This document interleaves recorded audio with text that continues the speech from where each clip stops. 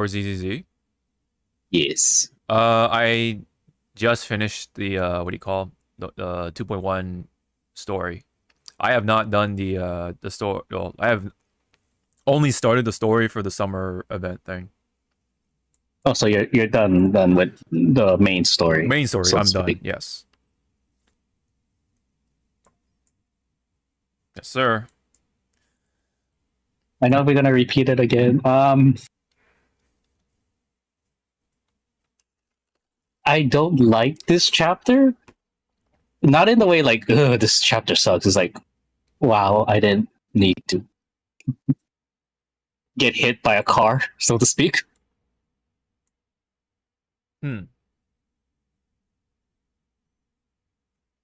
Well, I think you can open that can up once we get to the ZZZ portion. Oh yeah. But thanks to this chapter, it made me appreciate pulling Yuzaha. Let's just say that. So it's not a waste. Yeah. Of course, but still, the fact that you said, "Oh, I'm gonna skip these two," and then you went in and pulled fucking. It was a fucking joke. Sure. And Hoyo just said, here you go, my son. Yeah. Fuck around and find out.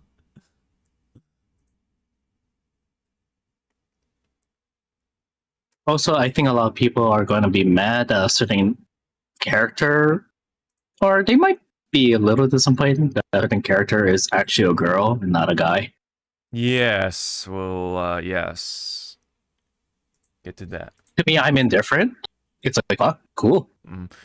I mean, as someone who wanted to pull for Seed initially from that trailer, I just want to find out more because it's still like, you know, a lot of questions, kind of thing. More questions than answers. And then, what's her name? Orpheus. Orpheus, the girl with the tail. Yeah. I don't know. I think I'm having a Mandela effect. I thought the tail voice was male. No. Like when it was initially revealed, I thought it was a male. No, we never had. Well, that trailer never had the voice for the tail. The only way to find out was somewhere. It was like the story. Yeah, well, yeah, the story. But I think there was something in between 2.0 and 2.1. I could be wrong though, because there was something you could do in what do you call it, a hollow zone or lost zone, I think it was, or lost void. That's what it was. And then you can actually run into Orpheus and hear the tail talk there. I think I could be wrong. Well, when they come out and I really don't like the English way of that you were saying Manato's voice. I mean Manato's name. I'm like, Jesus Christ. How do they pronounce it? I was like Minato. Yeah, like full on like early not Naruto fucking pronunciation. Yeah, Naruto. Yeah. Minato. And I'm like I tilt my head back and I'm like, oh my god. Yeah. Who is the voice director? I need to slap you like right across the cheeks. Yeah. Which is weird. But I mean, on a technicality, ZZZ is supposed to be like, I know it's like Asian influence, but it leans more on the Chinese side, right? Yes. Yes, it does. I mean, I'm not trying to be mean, but why is most of their characters' name like Japanese? You know, that is a good question. Like I'm not trying to be mean. I'm just being observant. Like, yeah. Like we only have like a few Chinese like characters that just came out, but again, majority of their stuff is like very Americanized or Japanese. I don't know. Yeah, that is a good question. Although to be fair, this zone, right, the new area is pretty heavy on the Chinese. Yep. To be fair, And and we haven't gone to where Miyabi is from, right? no, Like we her have not gone. her zone, Yeah, so her to little speak. zone. Yeah, I mean, and then and also to be fair, like one of the most recent like major units is Yishuan, and then we had Pan, Yep. and then we had Jufufu, all very Chinese influenced. So that's like, yeah, to be fair. Oh yeah, by the way, do you can you hear us? Because I already did my audio check. Yeah. With we're good. Okay. We're very spot on. Like we're only like a few seconds off. Oh, nice. That's good. I think That, yeah, the fact that I was able to pick up on what do you call which encoder to use for yeah, the stream is yeah. actually helping. Yes, but there are times, yes, it does hiccup, but I would say it's a lot far better than putting everything through the GPU. Yeah. Yeah, Yep. you gotta split the lane. You gotta split the work, the lanes for this one. Okay, so I guess we can get a start on now. So, hello everyone. Hello. Welcome back to another edition of the Hypecast. This is 326 or 326 of the Oh, Hypecast with yours truly, as always, Sean. 26. Yeah, Sean, aka Hawk525, with Zawa, as always, in the building. So what? Were you gonna look up what Pokemon? Yes. I think it was what did we leave on? Like it was like Spoink or something. Yep. So we Knock have that knock that pig over inside, it dies.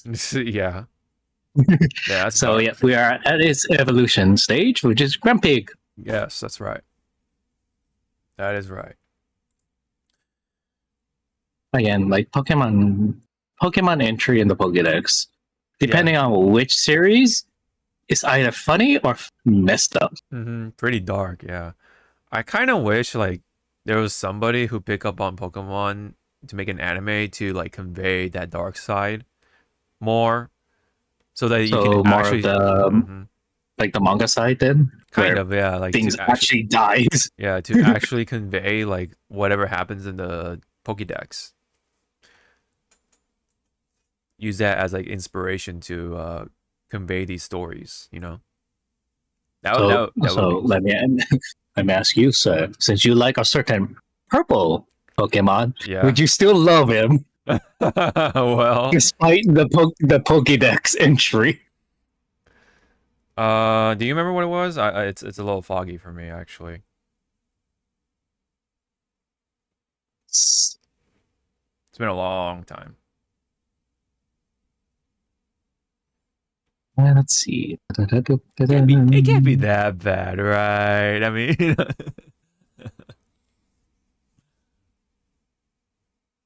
Well, notable traits of your boy Gengar.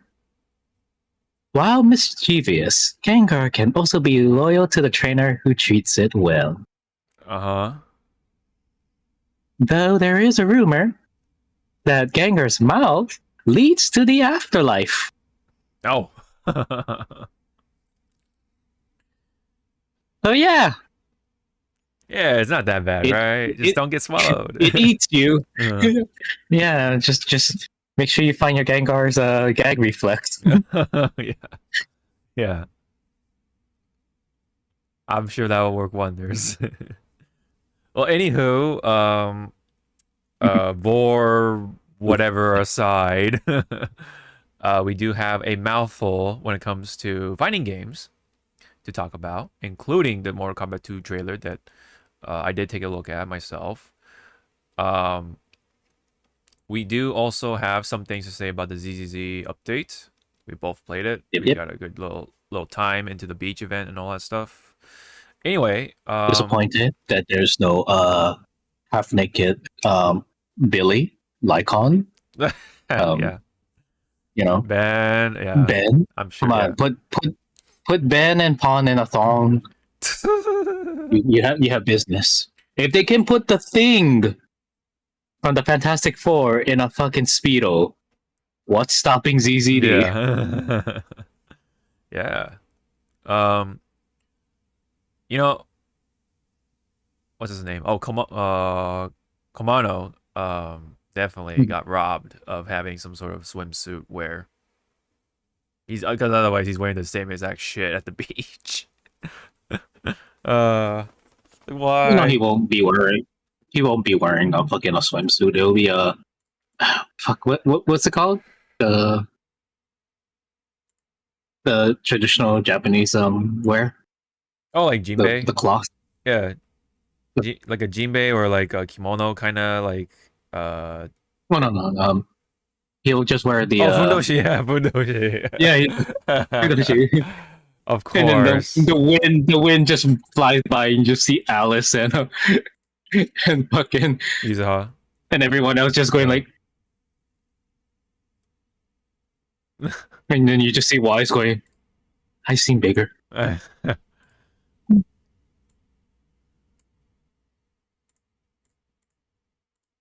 Well, They did good. I guess in a sense They you did wouldn't a want to. better. I guess in a sense you wouldn't want to hear it from Belle. It's like, well, what? What are you implying here? Bell is like, huh, it's bigger than yours, brother. What? What? Yeah. So yeah, we'll get to all that in Yep. this episode of the Hypecast. So let's get through the fighting games. Let's go ahead and start off with this as per tradition. This battle is about to explode. Explosions indeed, because that's a good way to start off this segment, because we have Rexplode, of course, having to make it into the roster of Invincible Versus. Let's go ahead and fire up You this know, little. Go ahead. oh, you can play Rexy. I'm just glad that he had character development in the show. Yeah, he definitely yeah. And did not stick to being an asshole. Uh-huh. I mean, the thing was that he was still an asshole, but he was like a more of a lovable, like asshole. Like he had points. Like Yeah, he had points. yeah. He Like definitely yeah. He was definitely he was right. pointing out a lot of shit. Yes, including Immortals thing. Yeah, Immortal's code of conduct and shit. Yes.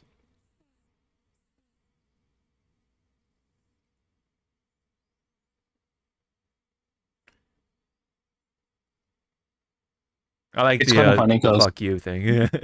yeah, the his ultimate. Yeah, I was like, yeah, that's what he would be doing. he Like would at be. the end. He would definitely be doing that. Yeah. Ironically, yeah. I think I said it before, but I think these like characters that aren't Viltrumites and like or just super strong, fly around punch stuff kind of people. Like I think these characters are going to be the most fun within the roster of Invincible Versus. Because yeah, he looks pretty sick. Because of course, yeah, he's throwing a lot of like these explosions out. I like he has the knee also, kind of like Falcon's knee a little bit. You know, I'm waiting for the character I want to see and see how they would make her playable. Yeah. Monster Girl. Oh yeah. Like, will we see her going into different monsters, or is it just going to be the Green Goblin looking one? The green monster. Yeah, probably just the green monster. I wonder though if But they'll if I implement. Sorry, I wonder if they'll implement some sort of yeah, mechanic for her to like go back and forth with, being human and being the monster. oh, like a stance, so to speak. Kind of stance, maybe a little bit. You know how like Arthur works in Marvel 3? Maybe like kind of like that. Maybe. Oh yeah. Like there will be a moment where Arthur's like armor will break off and then he'll be naked down to his boxers. But kind of like that, but with Monster Girl going back to being human as like that moment, and then when you build up enough meter, like let's say like level 1 or something, then you can transform back to being a monster, you know. But there might be like a mechanic where you can become like a super monster, but after that gets exhausted, then you go back to being human for like a little bit until you build up enough meter to transform back to your normal monster form, if that makes sense. Perhaps. And I guess the other character I would like to see. I think you would know who it is right off the bat. Battle Beast. Yep. Yeah, of course.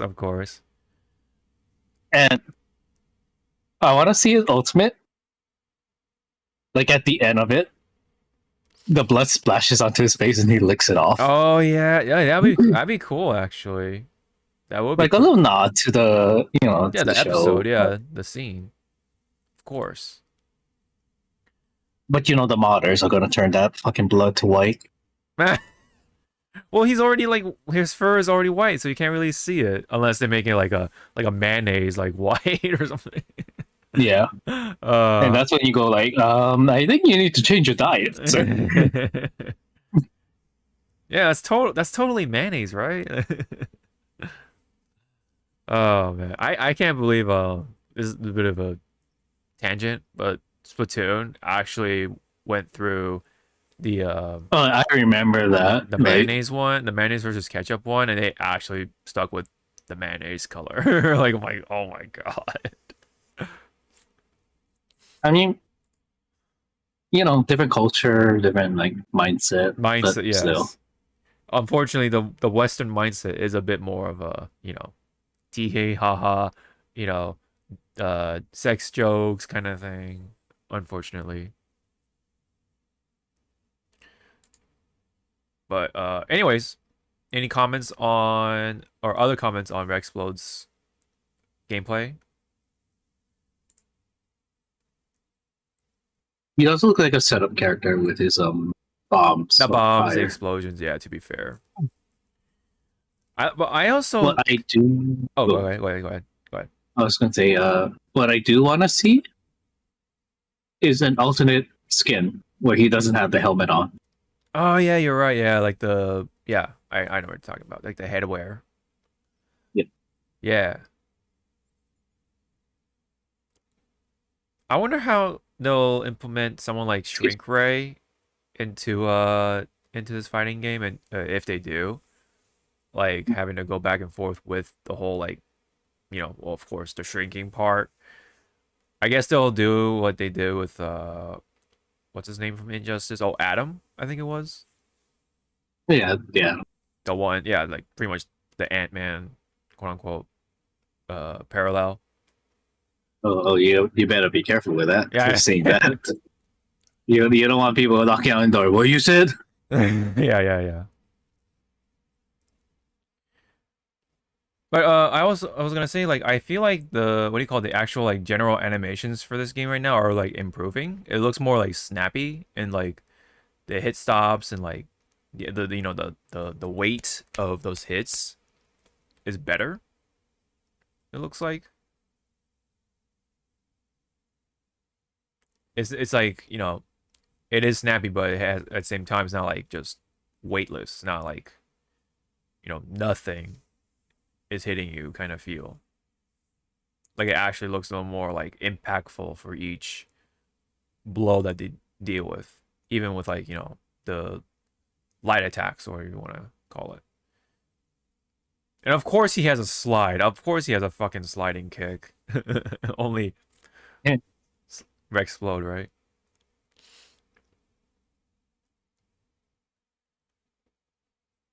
Yeah, I feel like the knee to like the ball rolling setup with the two bombs that he drops will be very common to drop like just for the sake of like throwing bombs and such. Keep the bombs on the screen.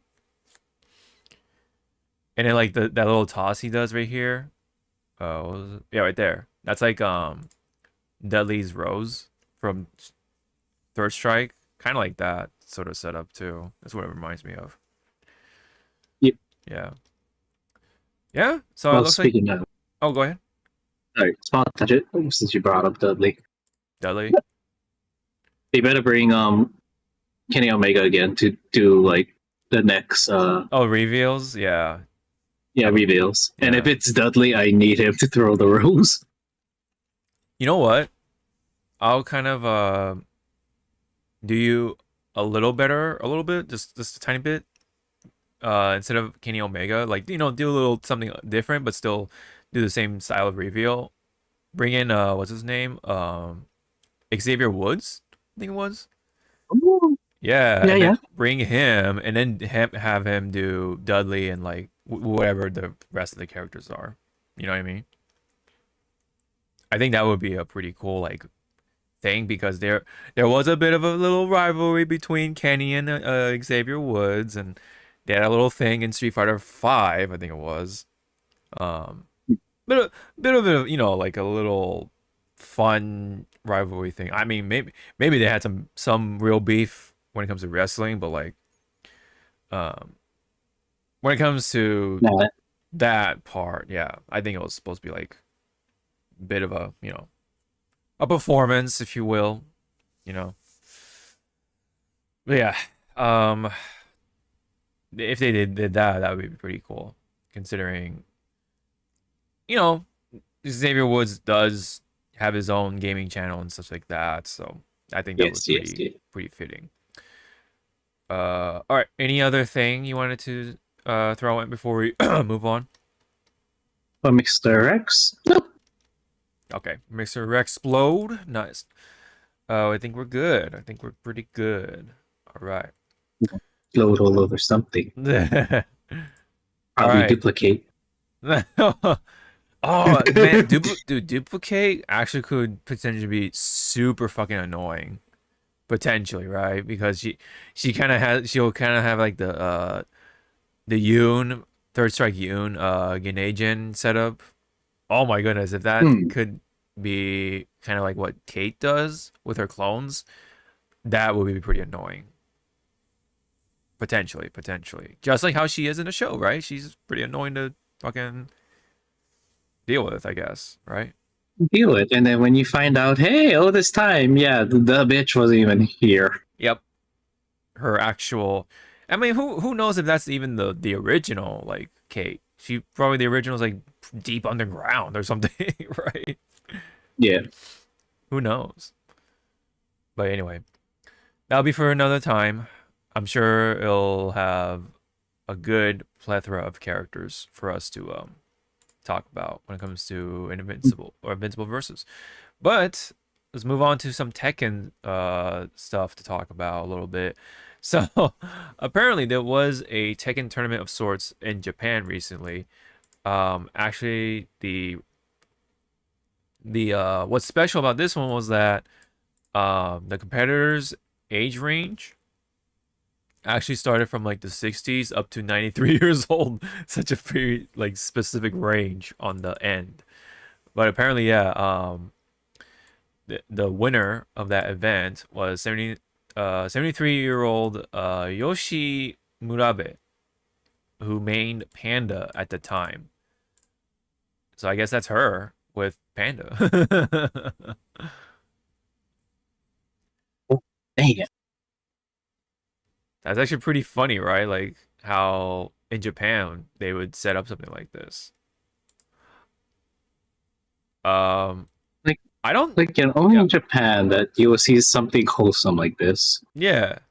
So I guess a little bit more context here, hopefully. Care Esports hosted an esports tournament in Japan, giving elderly patients the opportunity to practice and compete in competitive multiplayer competitive multiplayer game. They hold tournaments for a new game every year. In 2025, seniors were competing to prove who the real king of Iron Fist is in Tekken 8. Yeah, competitors ranging from 60s all the way up to 93. Carry Esports pull all the stops for this one, complete with full commentary profiles that showed off each person's chosen main in their name. It felt like a real esports event. So I guess, yeah, I guess this screenshot was actually real. Oh, that's funny. That's great. That's great. We have a Lily main and a Steve main in the same screen, and they're both 93. They're both 93. Damn. Okay. They want that action. Dang. They want that Tekken action. See, some grandmas they're at home, watching Jeopardy or watching the grandkids. Nope. These Obasans are kicking each other's asses in Tekken. Yeah. See who is the king of the Iron Fist tournament.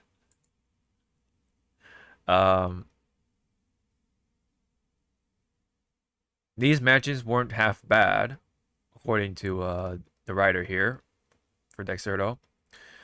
While the winner went on record saying that her win was easy, her final match was just one round loss away from going to her opponent.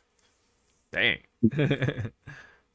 I wonder what the format was. Was it like did they actually have best 3 out of 5, or was it like just only 2 out of 3, like the whole way? Like I wonder. I am curious a little bit, but it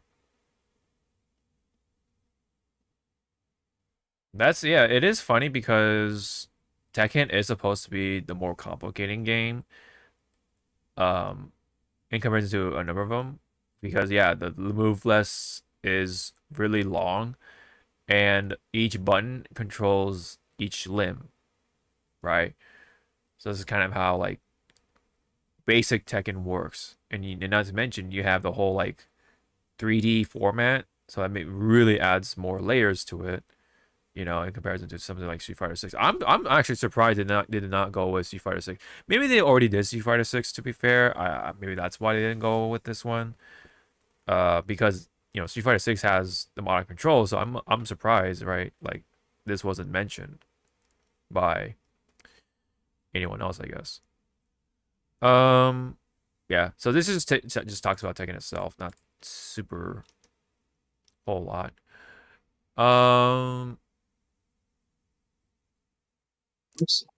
Oh, we had okay, so I guess during the finals of this event, it was down to between a King player and the Panda player. So yeah, so the King player Sadayuki was actually doing more yeah, I saw you coming in closer. Was actually doing like breaking throws and converting launchers into wrestling style air grabs. Oh, okay. Although now that I remember, I think Tekken does have an auto mode. I kind of just forgot about that. I think they do have an auto mode. So maybe that's what it was. Maybe that's what it was. I could be wrong. Can we just bring like two or three of these players to EVO? Yeah. Watch they get to like top 24 actually performing really well. Like holy shit. You just see Arjun Ash is like looking at the side going like, oh no. Oh no. Yep. How? Yes. He's like, what are they playing? Yeah. Panda. Mm-hmm. Shit. Mm-hmm. Yoshie, the Panda player, put a big focus on low sweeps, of course. Do the lows, right? Do the lows with the bears, of course. No, nobody fucking blocks low. You know this. It's an established like law not to block low. I guess, right? Yeah. It is a pretty common thing in Tekken. Like whenever it's down to like the pixel and they're like dancing around, they do the movement thing. It's like, oh, low, Yeah. One of them dies. Gotta watch his legs, man. Gotta watch them ankles. She managed to convert a few launches into actual combos as well, giving her just enough damage to pull off a reverse sweep win in the final match. Oh wow. Not only were all these competitors interviewed after their matches, actual trophies were presented as well to mark their achievement. What? Okay, I was about to say, okay. While we won't see these players winning EVO anytime soon, they've proven that gaming can be fun for all ages. Yeah, I think that's a pretty fair thing to say. Um,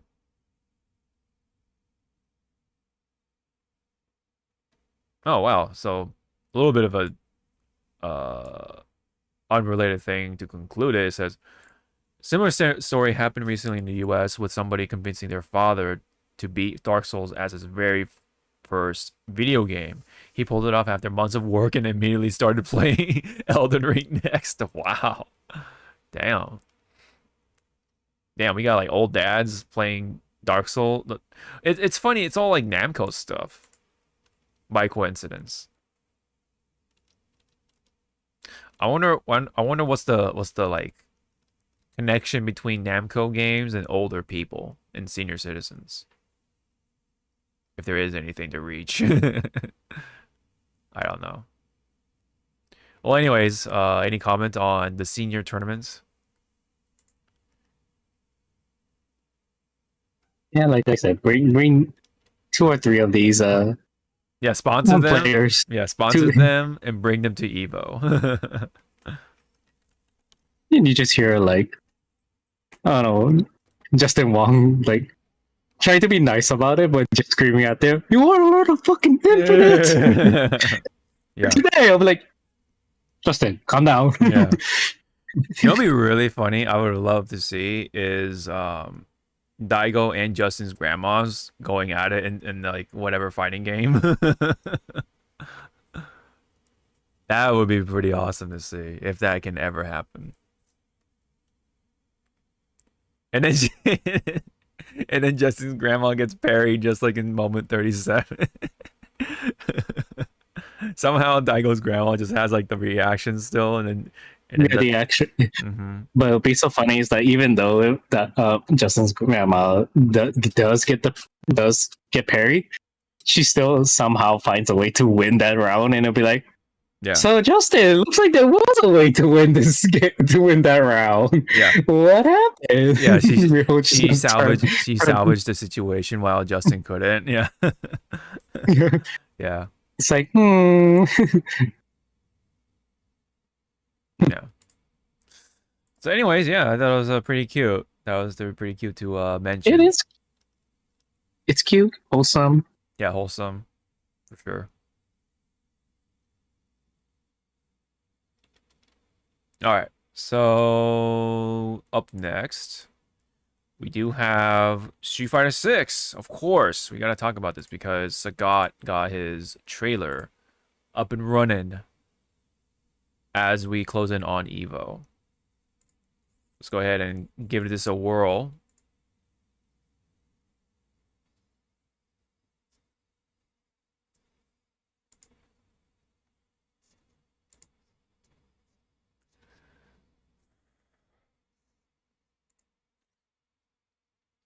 So he's called the Emperor now, which is, I think, appropriate. Emperor of Muay Thai.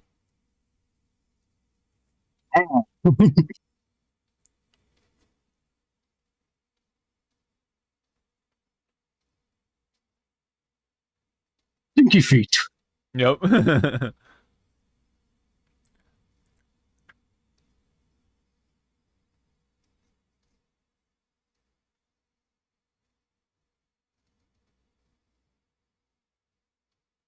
This is the still original VA, right? For Sagat? This should be the same VA from 4 at least. Yeah. Yeah.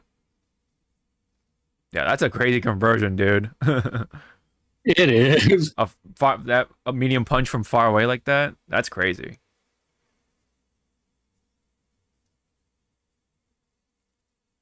Is it just me or there you? Yep. Like even if in his classic costume, he does look more leaner, right? Yeah, 'Cause yes, that's very- yeah. A lot of people have been commenting on that. I've noticed. And yeah, his older like models and artwork, he's like fucking brick house. he's like a brick shit. He's a shit brick house. Yeah, I think what they're trying to do is go back to the Street Fighter 2 era of Sagat in terms of like how he looks.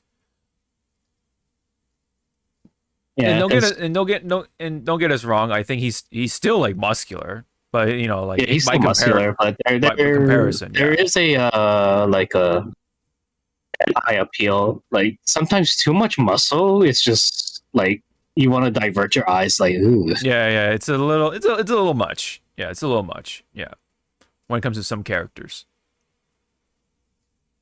Also, his initial move for his critical art, Yeah, those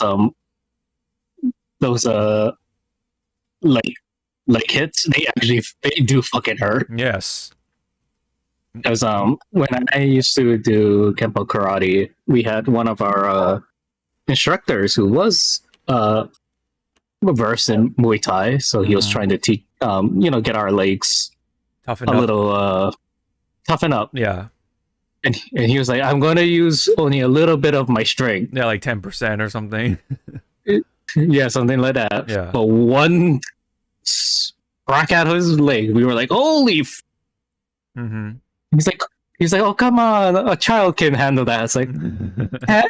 We're like, no. Yeah. Yeah, no, they're crazy about the legs, man. They're like, they do Yeah, something. if you watch, like, Chad or anyone who's listening, if you just type in, like, on YouTube, Muay Thai leg training, they're not using, like, pads or anything. They're hitting, like, fucking banana trees. Yeah.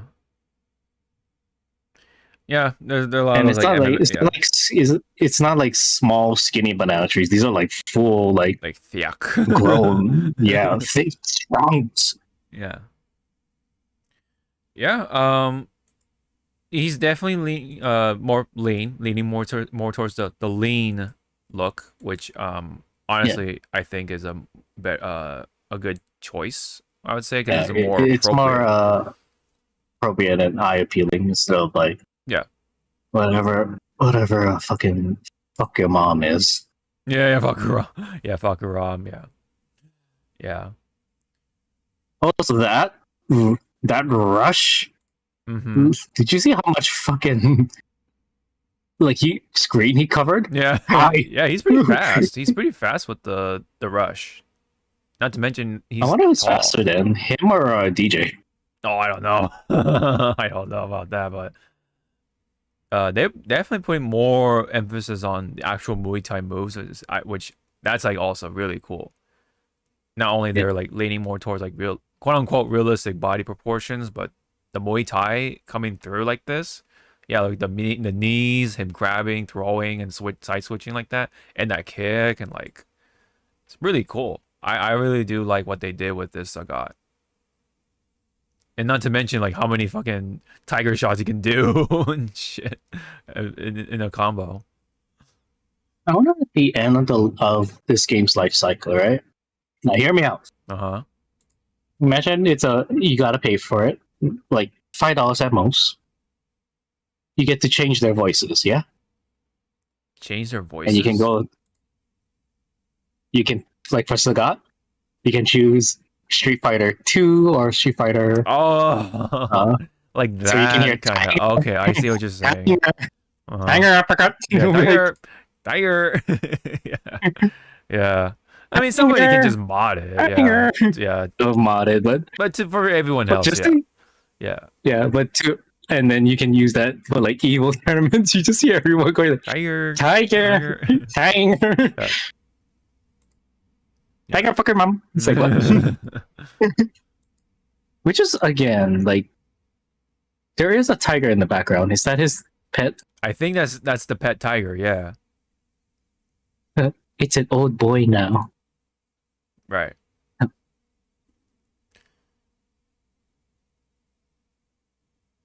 Yeah. Also, wherever they are in Thailand, I'm sorry, Sagat, but it doesn't look pretty.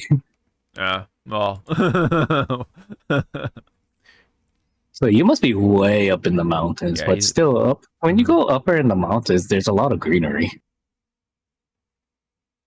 Yeah, maybe they could have done a little more with the green, but I don't know. I think it looks pretty cool. I do like his color scheme for the Clash. Oh yeah. Oh, it being I want to say it's golden Like golden orange almost. It's like a weird. with with a strike of black. Yeah, to convey the tiger look. Obviously. Yeah, he got the knees, got the elbows, the kicks, man. Looks brutal, man. Looks brutal. Even though he's like, he's not buff as before. He somehow looks more brutal because of how much more emphasis they're putting on Muay Thai. Just boom, and then throws. Yeah, you got that kick right there, like I said. And then like you were saying about his Ow. the elbows. He got them elbows, man. Tiger shots, of course.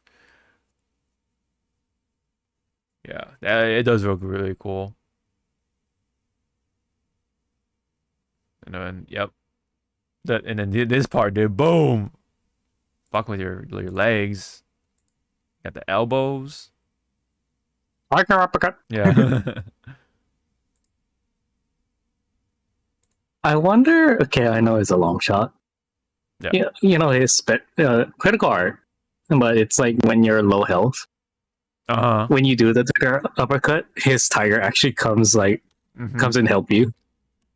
Oh yeah, that'd be kind of like how Kasumi from Tekken 7 was with her uppercut because she got the tiger right behind her. Pretty That much. was Keter's main, right? Yes, for the most part, yes. He loved the tiger lady. Because that's all I remember when he was streaming. It's like, go kitty! I was like, It's like, should I call Humane Society? Just sending out a tiger. Yeah. So, based on the two costumes, is default and is classic. Which looks better? I think to be fair, to be honest, I think the classic looks better just because one, that's his classic costume. Two, it just I don't know. I feel like it shows off his body better, and obviously, Yeah. I think I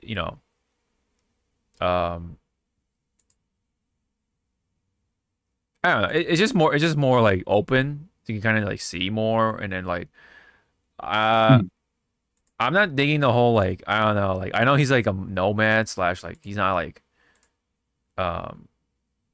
Nomad. I think that the let's just call it the Nomad costume. Yeah. I think the scar is more aged in this one. Maybe, yeah.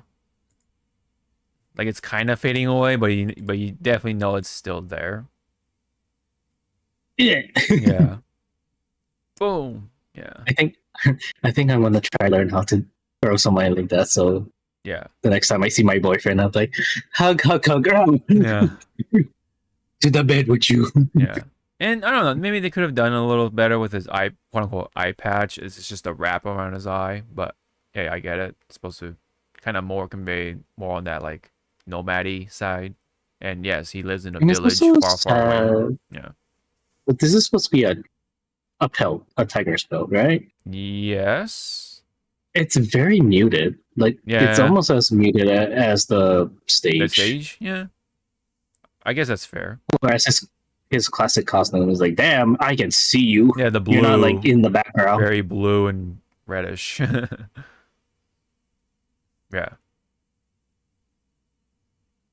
But yeah, I think they did a good job. I do also like in the trailer he's beating up on M. Bison. Yeah. I love that. Like, yeah, it's you see their classic costumes together, and then of course you get to see their default costumes. It's also funny. He's like, oh, I thought you were dead. I guess I have to finish the work. It's funny in a sense because they're both like kind of have a ragtag look to it, especially Bison, because he's like, he's out, he's out there. 'Cause, yeah, look at Bison. Like his shit is like ripped up and like he's only wearing the lower half of his classic costume, you know. So they're both like ragtag in the sense, kind of funny. But yeah, I know. Overall though, I think they did a great job with Sagat, how he looks, how he fights. He looks mean. Looks Yep. got weight. You know, he got weight to it. Though I think it does suck that I'm assuming anyway that he won't be playable at the EVO actual competition. But I'm sure he'll be like, obviously playable in the booth. You know what I mean? With the booth setups. Yeah. But yeah, Sagat. Actually, I might pick up the game again just to fuck with Sagat for a little bit. Cause he looks cool. He looks pretty cool. Man, Alex, I can't wait for Alex though. But I also can't wait to see what Crimson's got, and of course eventually excuse me, Ingrid. Pretty interesting just to see how how much change they'll have. So if they can change up Sagat quite a bit, I want to see what they do with Alex in terms of changes then. What kind of wrestling moves they'll have for him. I kind of hope for Alex. You know when you do your chop? Mm-hmm. I want to say like his EX version, he does like 3 chops and then he grabs you and then slams you down. Maybe, yeah. Could be, right?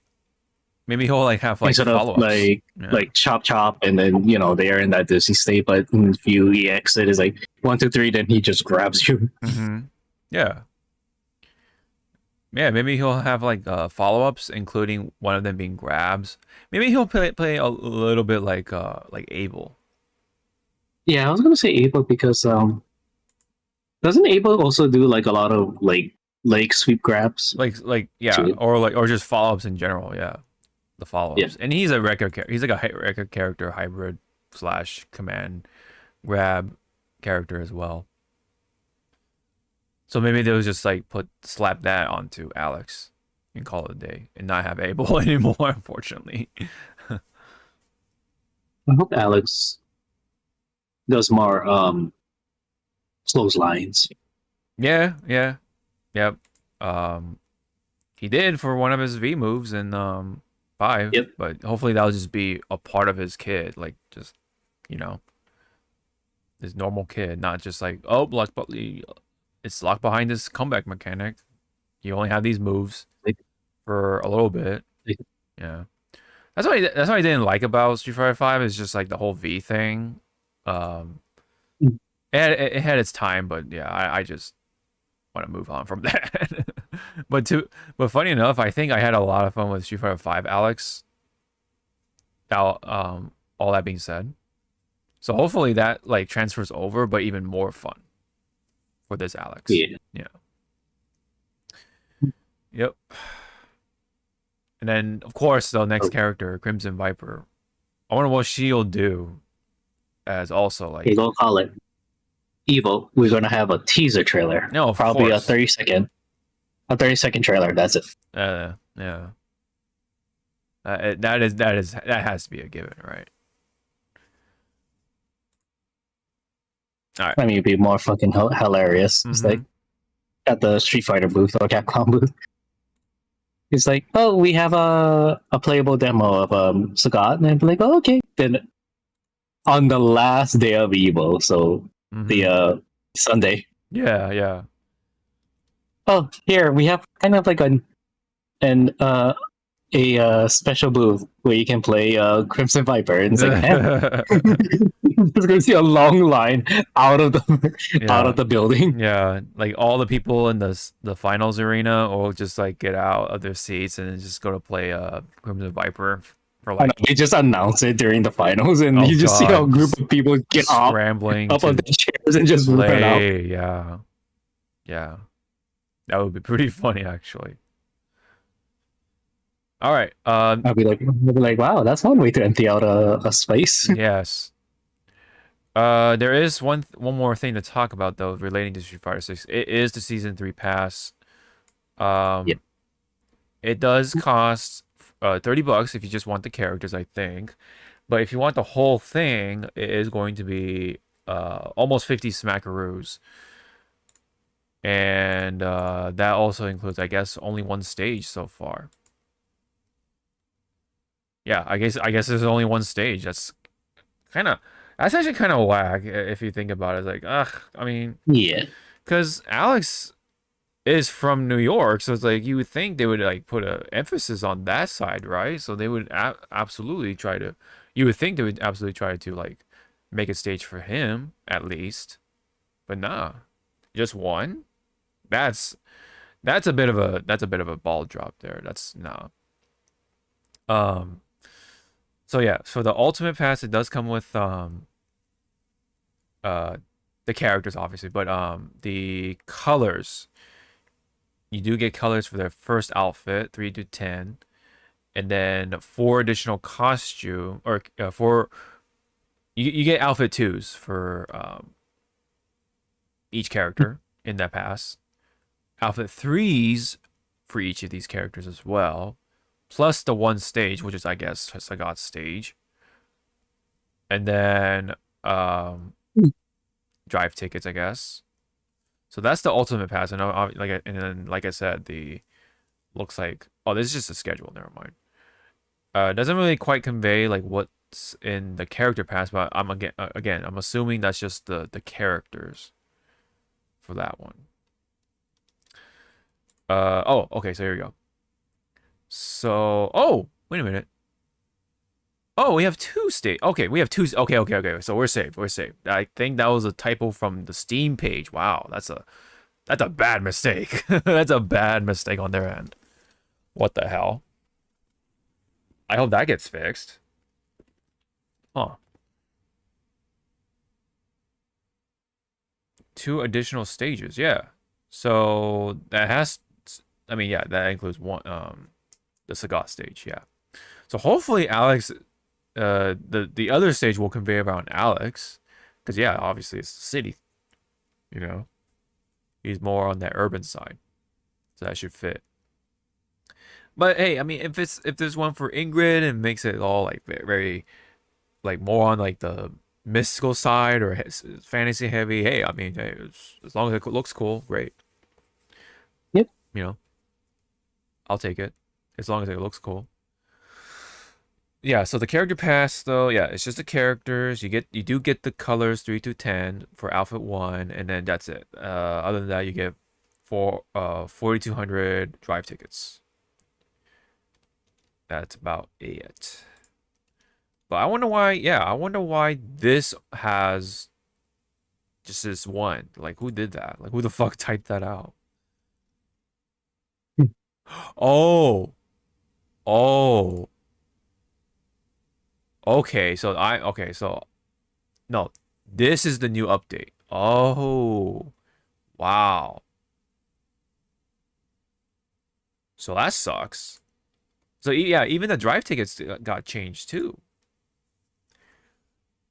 Wow. So previously it was 7,700 for the first screenshot right here. And then they changed it to 5,800. Wow. And then they knocked down one additional stage. That sucks. That definitely fucking sucks. Wow. And it's still probably the same price. Wow. That's really annoying.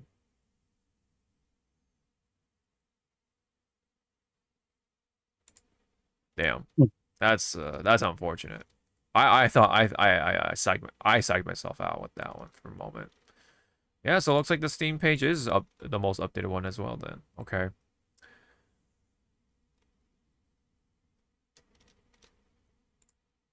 That's kind of annoying. Okay. So any other comments about Street Fighter 6? Anything else? Hurry up next year. We have 2 characters that both of us want to play. Yes, definitely. Hopefully by then, sometime before then, I can like at least get the world tour thing done finally because I did drop it at one point, so I can like kind of find that as an excuse to relearn the game and then go from there. And then hopefully by then I can pick up Alex, and that'll be a fun little time, fun little 2 weeks or something, you know. So yeah, we'll wait on that. But for now, it is going to be Sea Viper. Next up. One last little thing as a reminder. Yes, Kenny Omega's still at it with the little cosplay stuff.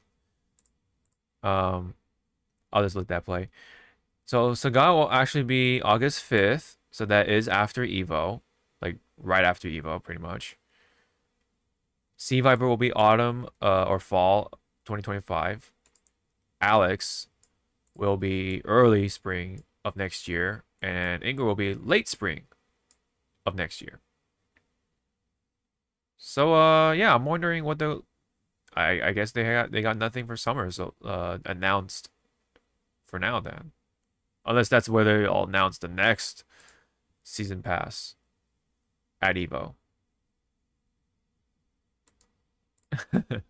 Fucking Kenny. Gotta love that guy. Alright. Anything else? Anything else? Good? Okay. Gotcha. Alright. Another big thing, big news, especially for those who love Mortal Kombat.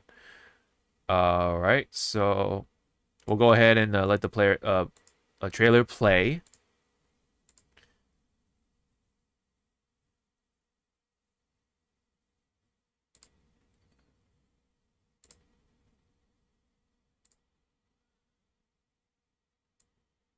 Citizen Cage, yeah.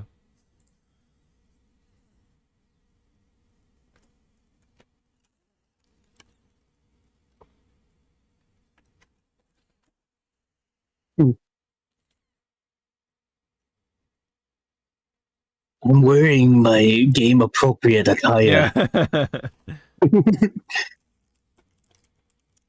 Except for me. I don't know what I'm supposed to be wearing. Yep.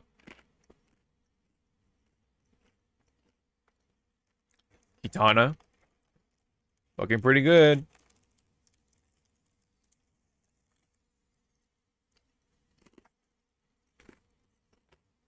He's fine. Yeah, He's fine. he just needs a SpongeBob Band-Aid. He's fine. Yeah, he's back. He's definitely back.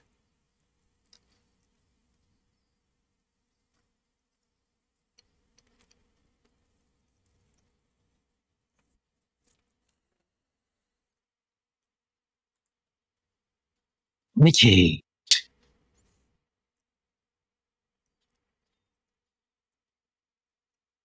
The only critique I have so far in this trailer is Baraka's voice.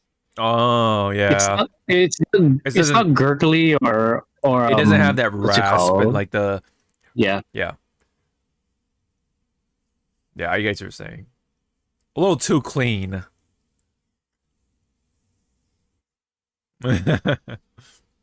Scorpion, of course. So we are in the Netherrealm right now, right? I believe so. Because guess who's that, kids? Yep. The only reason why he's here is because Quan Chi is fucking walking around. Yep.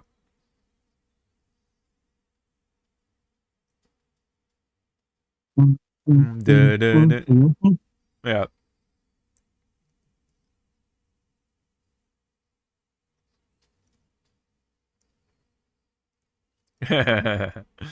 Yep. Yeah. It was pretty and then yep. Yeah, this shit. This shit right here, yeah. Yeah, just a little stinging reminder, huh? I don't think that's a sting. I think that was a fucking Shao Kahn's hammer just slapping on your head. Yeah, kind of as a reminder. Yeah. Yeah. So how do you buy this game? Yep. Purchase this. Can you imagine?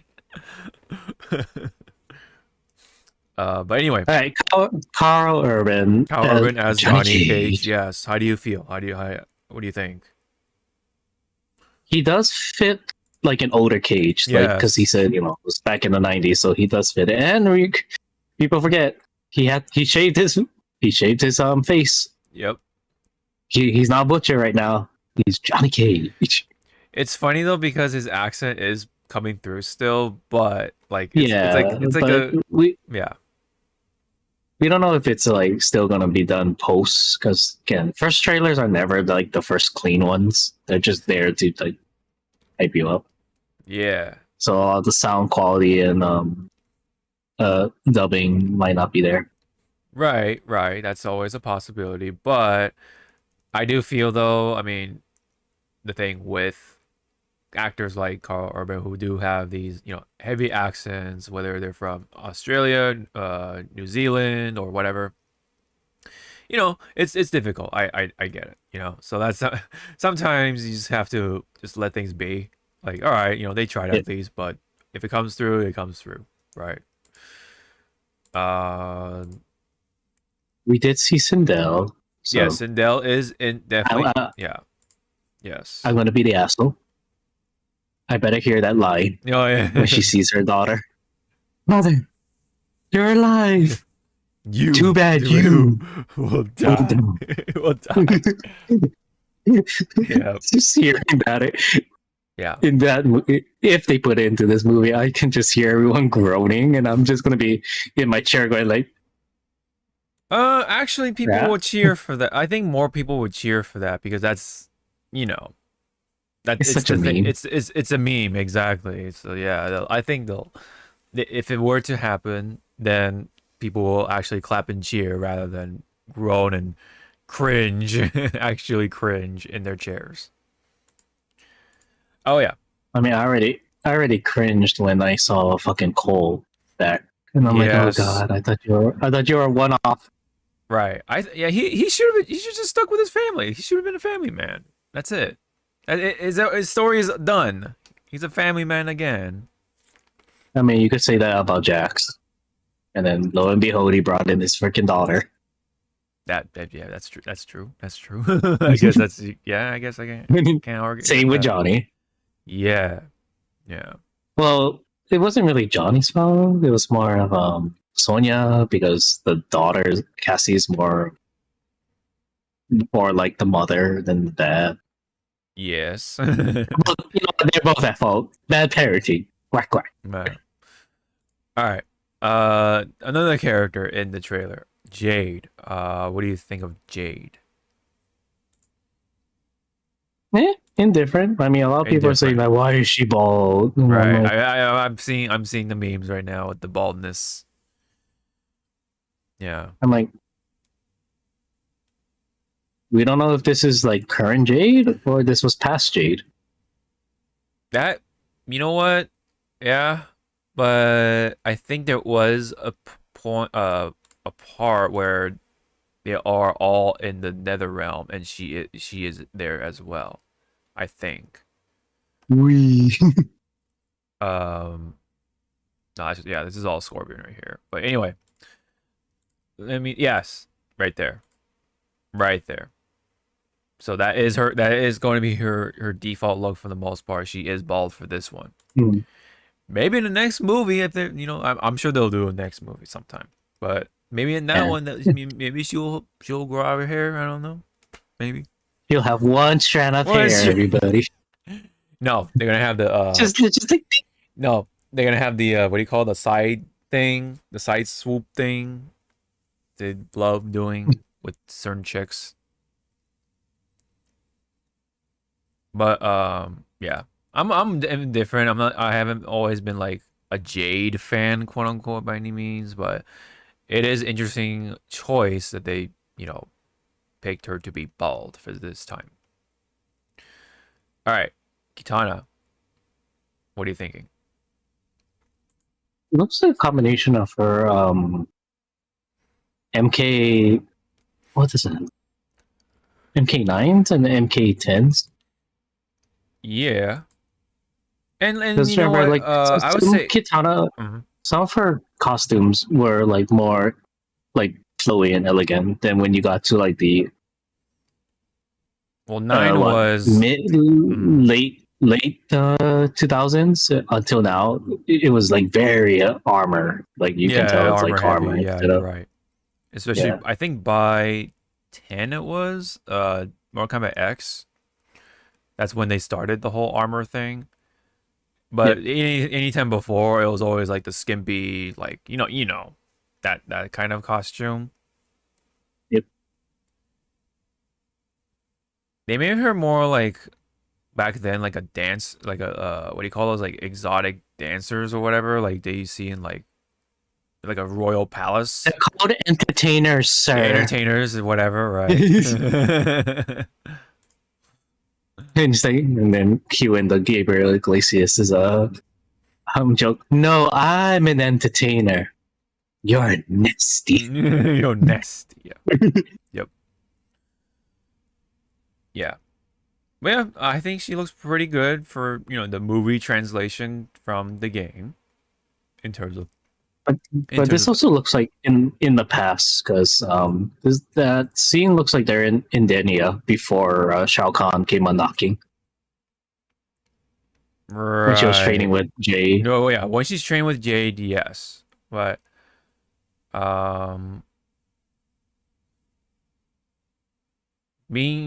speaking of which, kind of this scene right here, I think this is supposed to be Jared, right? That's supposed to be the dad for Kitana, at least.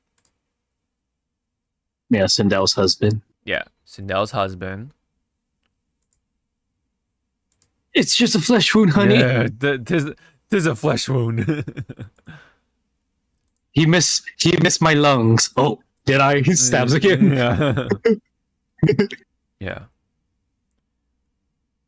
Can't get a good shot of Shao Kahn, but what do you think of Shao Kahn? He better be scaled because again, Shao Kahn is kind of like half dragon in the lore. Yeah. If you do take a closer look at his arms when he's finishing Jared, he does have the scales. He does have some scaling going on. Boom. Yeah, I see. You see how the little bumps and like the little spikes coming out of his shoulders and such. Yeah.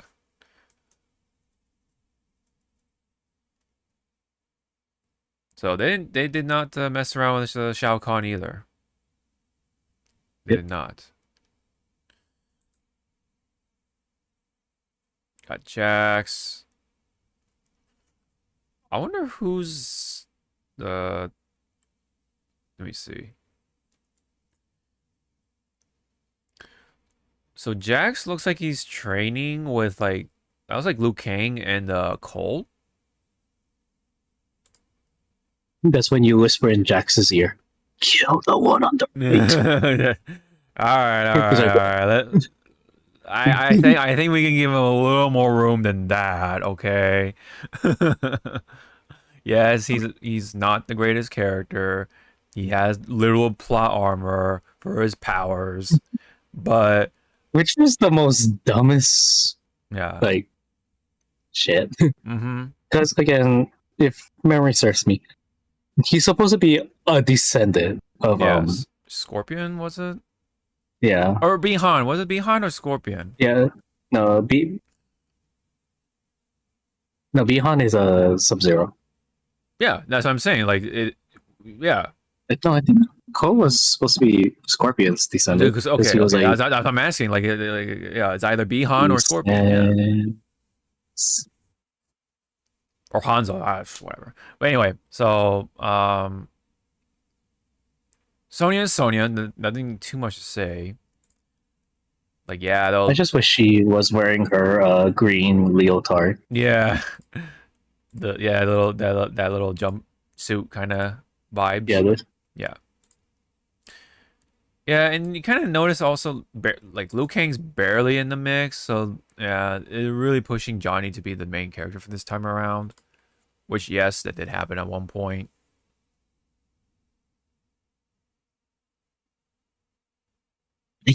Yep. And then yeah, of course, another character, iconic character, Baraka, right? What do you Smash. think of his looks? Smash. Smash. I think It's the just like in mouth, yeah, the mouth movement is is kind of a little jarring. Yeah, it was a little jarring. it's like one of those what's it called? The plastic Halloween masks Yeah, that when when you you talk through it, yeah. But I think though, what makes it a little worse is that they actually CGI'd, but it still looks like he's talking through the mask kind of look. So also, so like again, I think it would have so like if he just did just have the raspy voice. I think so. I think that monstrous voice, you know, what in the 10 hells are you? That type of voice. Yeah. Yeah. Yeah, the goblin and that goblin energy, kind of voice. The spikes look okay. Yeah, they're pretty good. I wonder if in this movie are they sticking to him being a species or it's actually what was it, a disease Yeah, that that's a plagues good his people? right. That's a good question. I think his costume looks okay. It's like Yeah. it's like vaguely samurai, but yeah. At the bones, okay. The tattoo thing, all right, give it a pass.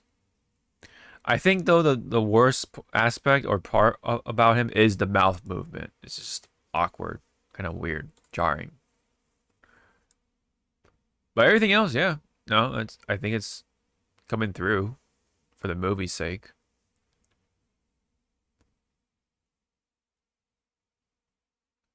Yep, got Sindel. Who is that though? Who's fighting Sindel? That's the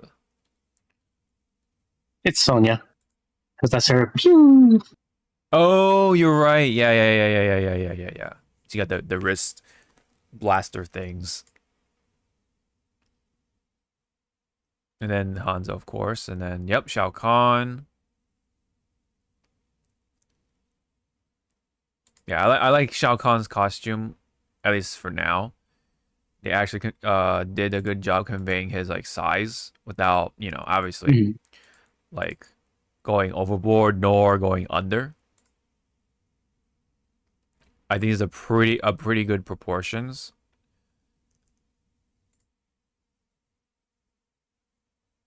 Looks badass from what I'm able to see. Yep, and then yep, Scorpion looking more or less the same, so that's fine. Wee. Yep. The other character though, yes, we got Bihan slash Noob Cybot in the mix. Any comment? Well, again, because the Saibot is here, Quan Chi has to be running around. Yes, I'm sure he'll be like okay. He has to be in a what do you call it, like the mid credit scene or like right at the end, at least, and that'll be like that'll be the next plot for Mortal Kombat 3 is Quan Chi and Shang Tsung teaming up for the Deadly Alliance.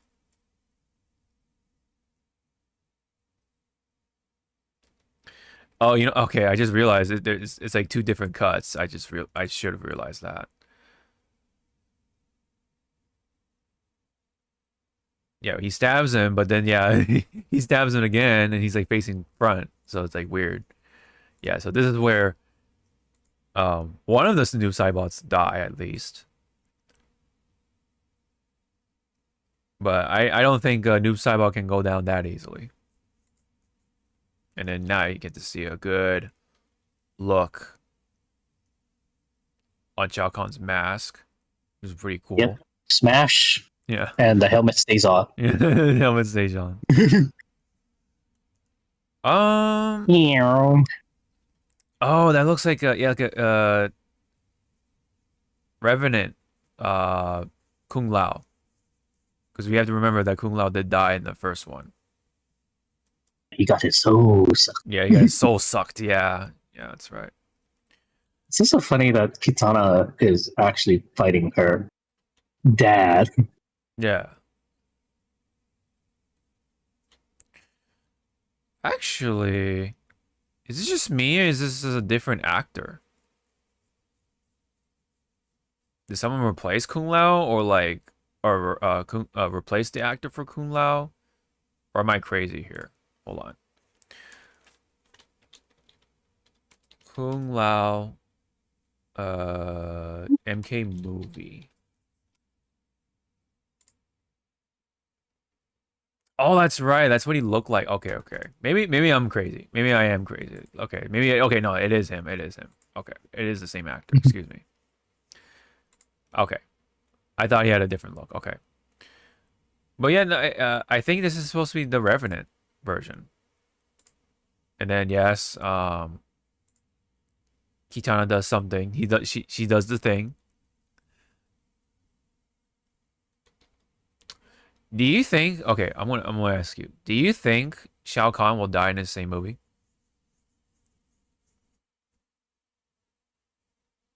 Probably not.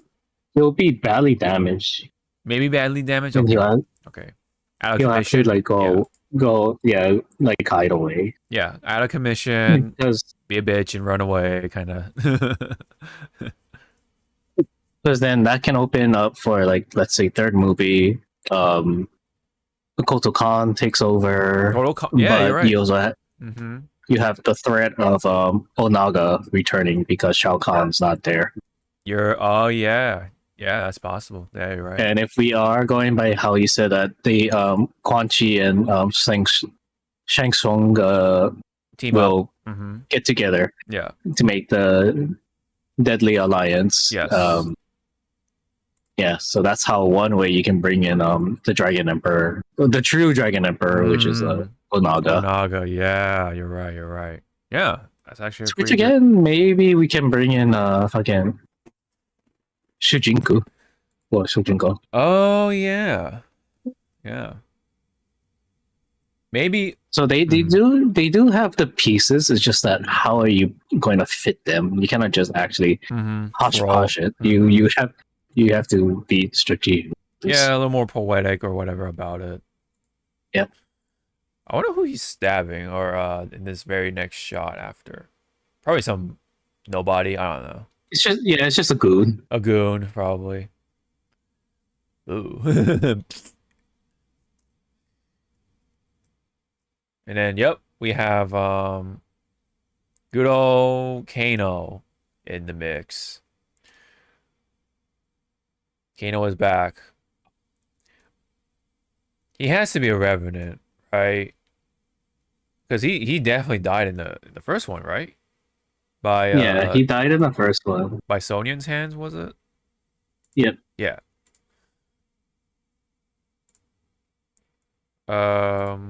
Who's he fighting? Oh, okay, that was new Saibot. Okay. Meow. Yep. Meow. Yep. Yeah, Kano's back. They because they know that Kano was like the one who carried the movie, pretty much. So I'm actually glad that they were like just like, fuck it, yeah, we'll bring him back. I'm sure the actor really wanted to get back into the movie, so yeah, that's cool. All right, that's pretty much it. I think that's all. Other than Raiden's in his costume, cool, you know. And then like when I first saw Raiden in his attire, I said I don't know what came over me. I was like, wow, comic book accurate. I was like, wait. wait a minute. Yeah. That's extremely funny. That is absolutely hilarious. But a lot of people are saying, well, not a lot, but a few people in the win is saying that, what if the big bad is not Shao Kahn? So at the first post-credit scene, it's Shinnok, and I'm like, that's a little too early to show that Shinnok. Elder God. Yeah. Like that's really too early. Yeah. But you know how movie productions go nowadays. They want to just rush everything. They don't want to build up. Yeah. Like, all right, trilogy. That's magic number 3, right? Magic number 3, we show Shinnok. It's like, why? Yeah. All right, so the question is, are you going to see this in theater, or are you going to wait till it streams on HBO Max? I'll actually, you know what? I'll actually make the time. I'll try to make the time to watch this in theaters. And go watch it at late night, of course, on a Tuesday. Hopefully. How about you? Are you gonna wait for a week? Are you gonna do your usual routine, or? Depends if my movie partner wants to watch the movie. If not, I'll go by myself on opening week. Okay. Got you. But I know for like the Superman movie, which we'll get to it. Didn't watch it yet. Gonna watch it next week. Yeah. No, wait, this week? Okay. No. Yeah, it's the 25th, which is shoot for the 25th. Oh. Okay. And then the week after EVO, we're gonna go watch Fantastic Four. Right. I do want to check that out. I mean, I'm a little curious. I'll wait on it, but I am kind of curious. If it's another flop, then I'm like, all right. You know, I'll wait. Yeah. We'll see. We'll see about that. But yes, for what comes to Mortal Kombat, I would like to try to go see it like around within the same like window or whatever, within that window of like the release day. Go watch it Tuesday night ish. Yeah. All right. Oh yeah. So I think it said October. Yes, October 24th. So that's pretty close to Halloween. Actually, that's pretty cool. So we'll have to wait till then. But yeah, it looks like it's coming along. You know, I think it has this combination of like being somewhat serious, but also they're letting it being campy in the right places. You know what I mean? Yep. It's like that right balance.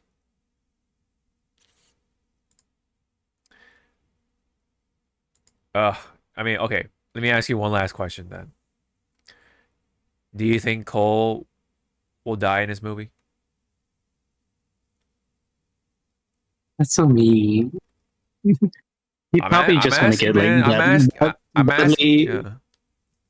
I want to say he's gonna get injured. Like his plot armor is gonna be Shattered, ripped off by Shao, mm-hmm. Shattered by Shao Kahn, because you know his fucking warhammer does damage. Oh yes. So put him out of commission. Some people are saying that they kind of hope that Cole gets the Johnny Cage treatment from Annihilation, and I'm like, okay, I want Cole to die, but I want him to die a warrior's death. You just want him to die like how the actor wanted out from that movie. Ouch. Ouch. So yeah, I want Cole to either have a warrior's death, yeah, or he just like, fuck, my ass is beat. I'm gonna just go be with my family. Yeah, like retire from the Mortal Kombat, pretty much. Or fuck it, I'll throw people a bone. You can hate me after if it does come true. Cole does, fucking whatchamacall, get injured, steps away from the limelight. But the next time we see him, maybe he could be some sort of a Shinjuku-esque character when he returns. Wait, what?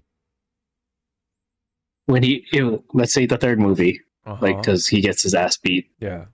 He returns as not Shinjuku, but S like him. Like, he found another way to get stronger. He did Wait. the whole Fu Manchu thing. I'm confused by the Shinjuku part. Like, what do you? I keep forgetting his fucking name. I think I'm butchering it.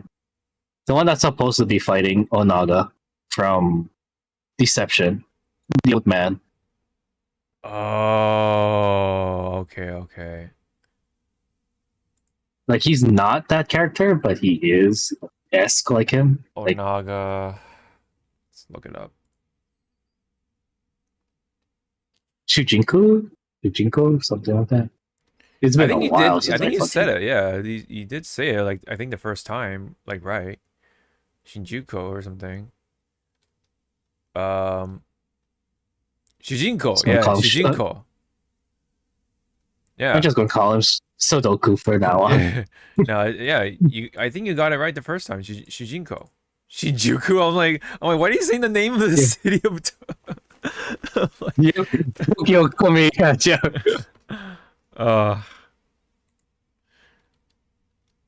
Yeah, Shujinko, yeah. Okay. That would be actually sort of interesting because yeah, he is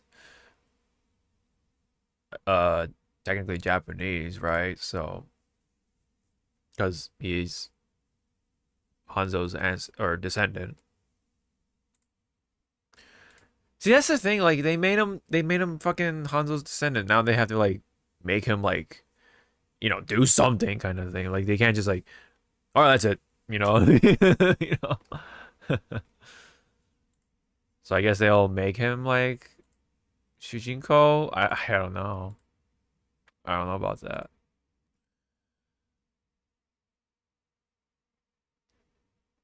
All right.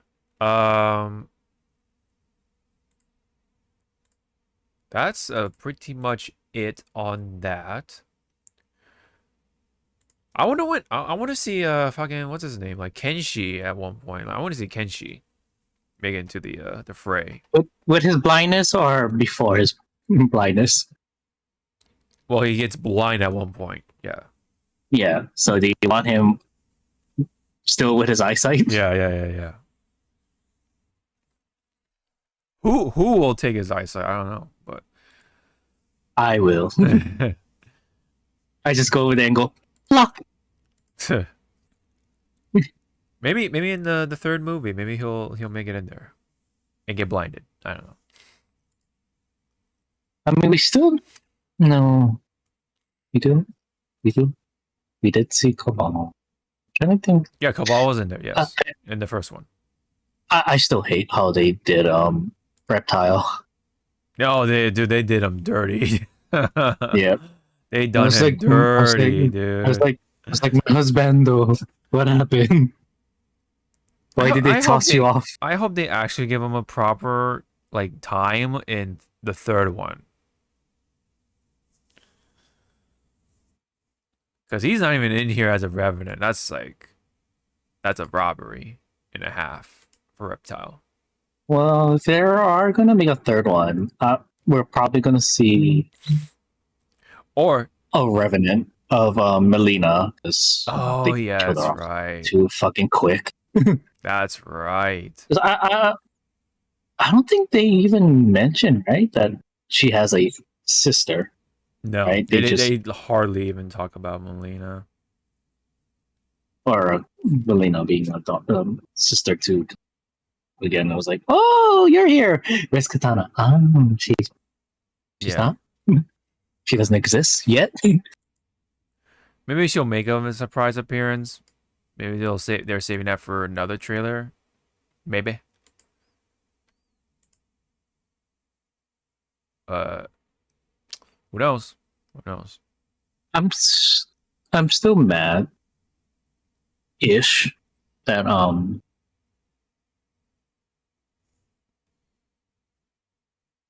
that in the first movie, because we did see Shang Tsung. Yes. But I wish in some scenes like he reverted back to his like proper form or proper body, whatever you want to call it. His old form. Is that what you're? Yeah, and it was the carry Tagawa. Yes. Yeah. I was kind of disappointed because I was like, you had an opportunity to show him like in that form, just talking to people. Your soul is mine. He's like, no, don't take my soul. Is mine. You are so next. Your soul is mine. I'll be like, so was your little your grandson Johnny Tsunami, but here we are now. She'd be like, what? Say, oh yeah. sorry, wrong timeline. Wrong timeline. Once upon a time, yeah. Yeah. Well, I think the old Shang Tsung thing could be something for the third movie. Neat. But we'll have to wait. Yeah. All right. I think that's a good gist of what we have to say for the movie. I think overall it looks pretty good. Maybe the initial fact that Carl Urban was playing Johnny Cage was a little strange, but now you kind of see like the context. Okay, so like now it starts to make a little sense. He is supposed to be an older Johnny Cage, not the young Johnny Cage. All right. Carl Urban started off as a Doom guy, then became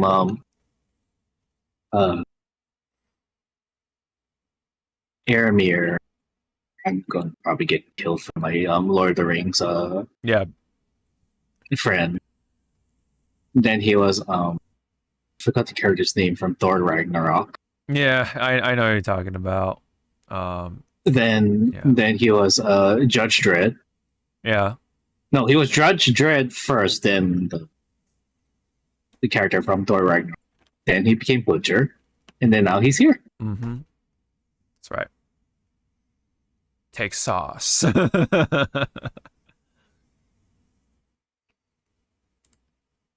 am the law. Yeah. All right. So, what is set in stone like the law is the numbers for the registration leaderboard for EVO. All right. So, Zawa, would you like to take it away from 8 to 1? Who is on the lower end up to the upper echelon? All right. At Hachigo, we have 377 players for Mortal Kombat Ichi. Yeah. Yeah. Yeah. For number 7, we have 547 players for Under Night in Birth. That word. Yeah. In Birth 2, Sis Celeste. Yeah. Sis Celeste. Cecilus. Yeah. Caesar salad. Just might as well. No. All right. Next one. Yeah. Or what? For Rokugo. Okay. It is 570 for Mava versus Kikam Dos. Yep. Which, to me, that's a high number. It is more than expected for like an old ass game. Yeah, for an old ass game. Yeah. To be fair. Now the question is, how many of the old time? Can't believe I'm gonna say it. The old timers are in this tournament. Don't remind me. Like Yikes, Justin Wong. I think a pretty good chunk of them are pretty chunk old. Of them are old timers. I would say 2/3. Like shot in the dark, 2/3. Yeah. Number 5. Number 5. Yes, go ahead. We have 936. So $936. Yeah. And Grand Blue Fantasy versus Rising. The Reason. Yeah. All right. For Yongo, we have 1,508 players. For Guilty Gear Strive. We still don't have insta kills yet, kids. Still no insta kills. Up to this point, you're right. So hopefully we're not going to see a lot of happy chaos. I swear to God. Yeah. Number 3, Mm-hmm. we have 1,576 Mm-hmm.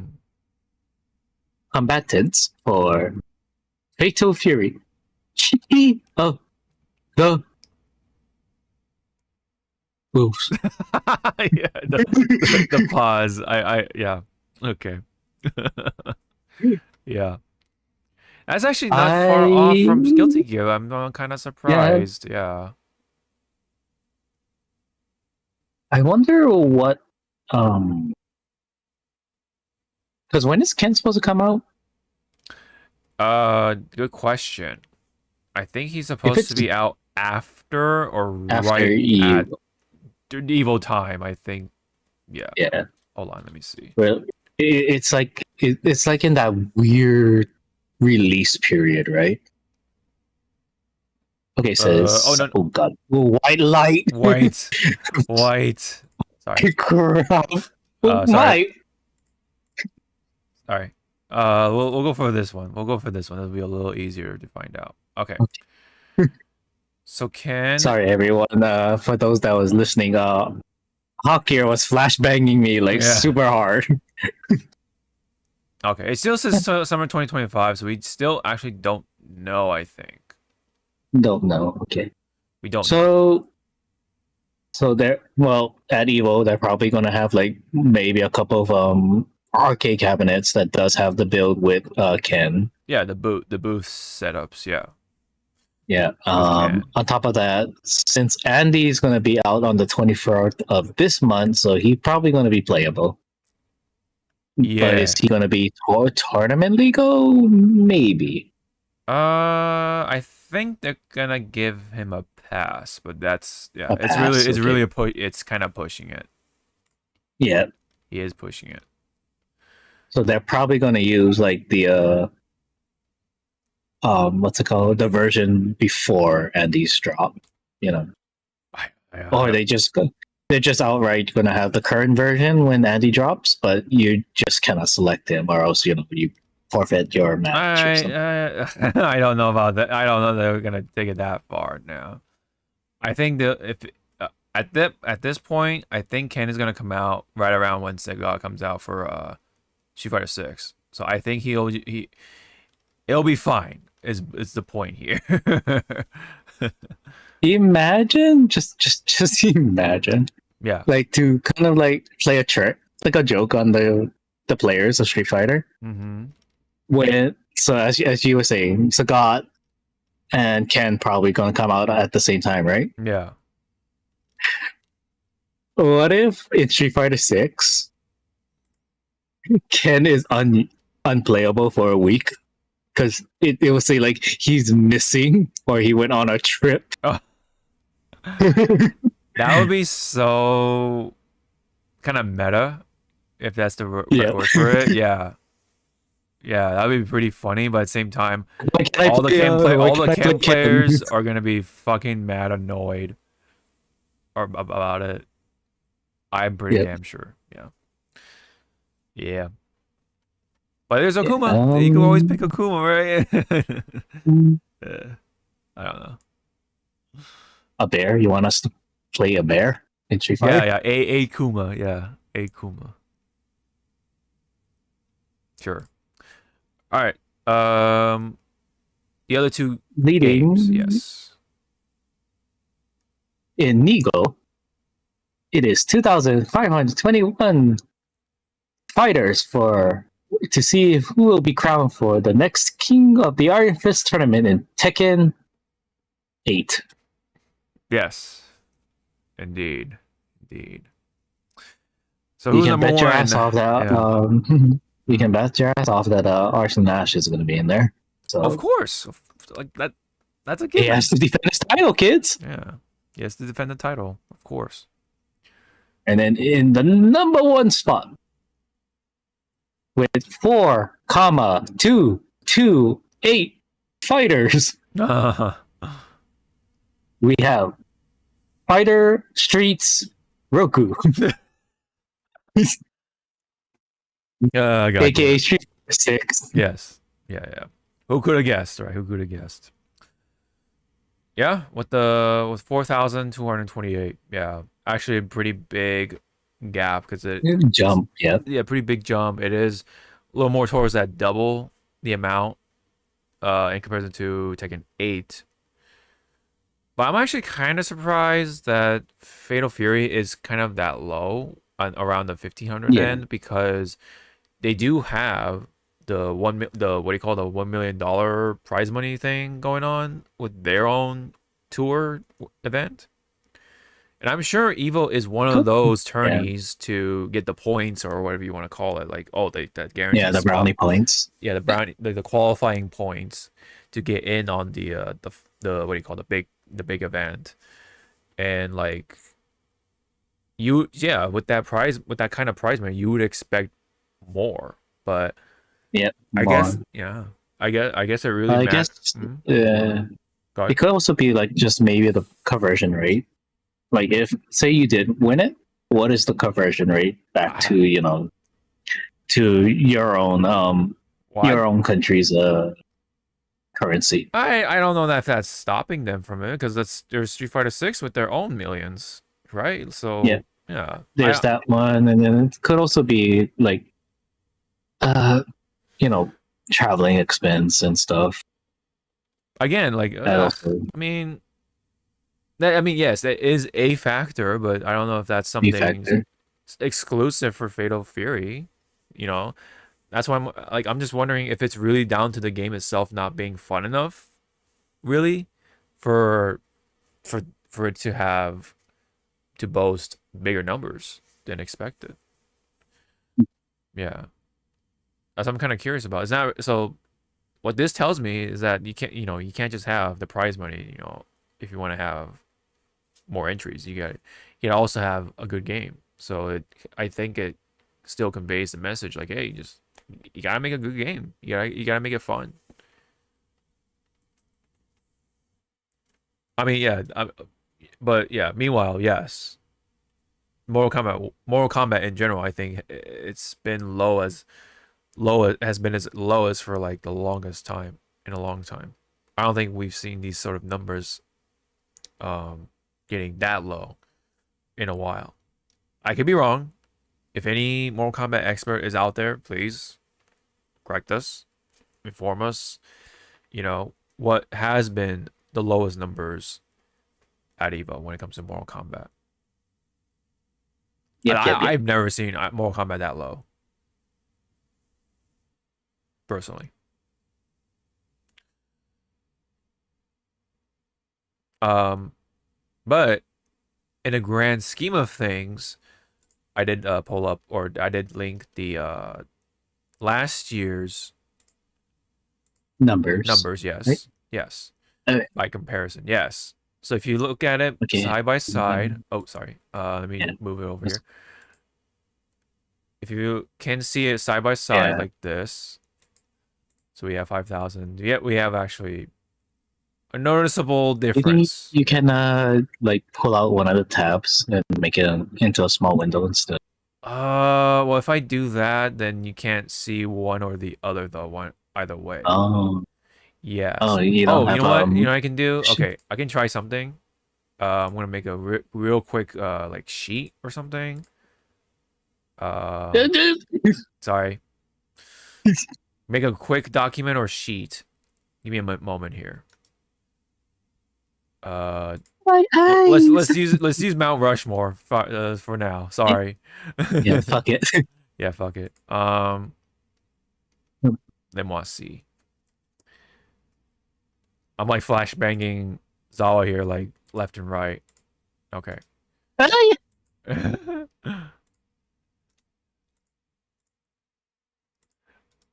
Although to be right. Oh, okay, there we go. Okay. Yeah, that's a little better. Okay, there we go. Okay. Yeah. Okay. From the top down, so it'll be easier on the eyes. Yeah. Last year we had 5,265 players for Street Fighter 6. Yeah, that's right. So there's like a but less than a 2K, about 2K drop for this year. More or less. All right. Well, what comes to Tekken 8 last though? year was, Tekken 8 was 4,646. And if you look at the fucking numbers, 4646, that is wow. That's quite a number, right? Not only for the number itself, but the number of people dropping. Yeah. So this time around, like again, like half, mainly, mostly. All right, let's go down to number 3. Number 3. Okay, so number 3 last year was Strive with 2,058, and then for this year we have 1,508. Yeah. So not off. It looks like the numbers got switched minus 1,000. Yeah. Well, yeah. It got dropped to the number 4 spot, but the numbers is pretty close with each other in comparison to Tekken 8, right? Because I think really in Tekken 8 for this season is really bad in comparison to last year's season.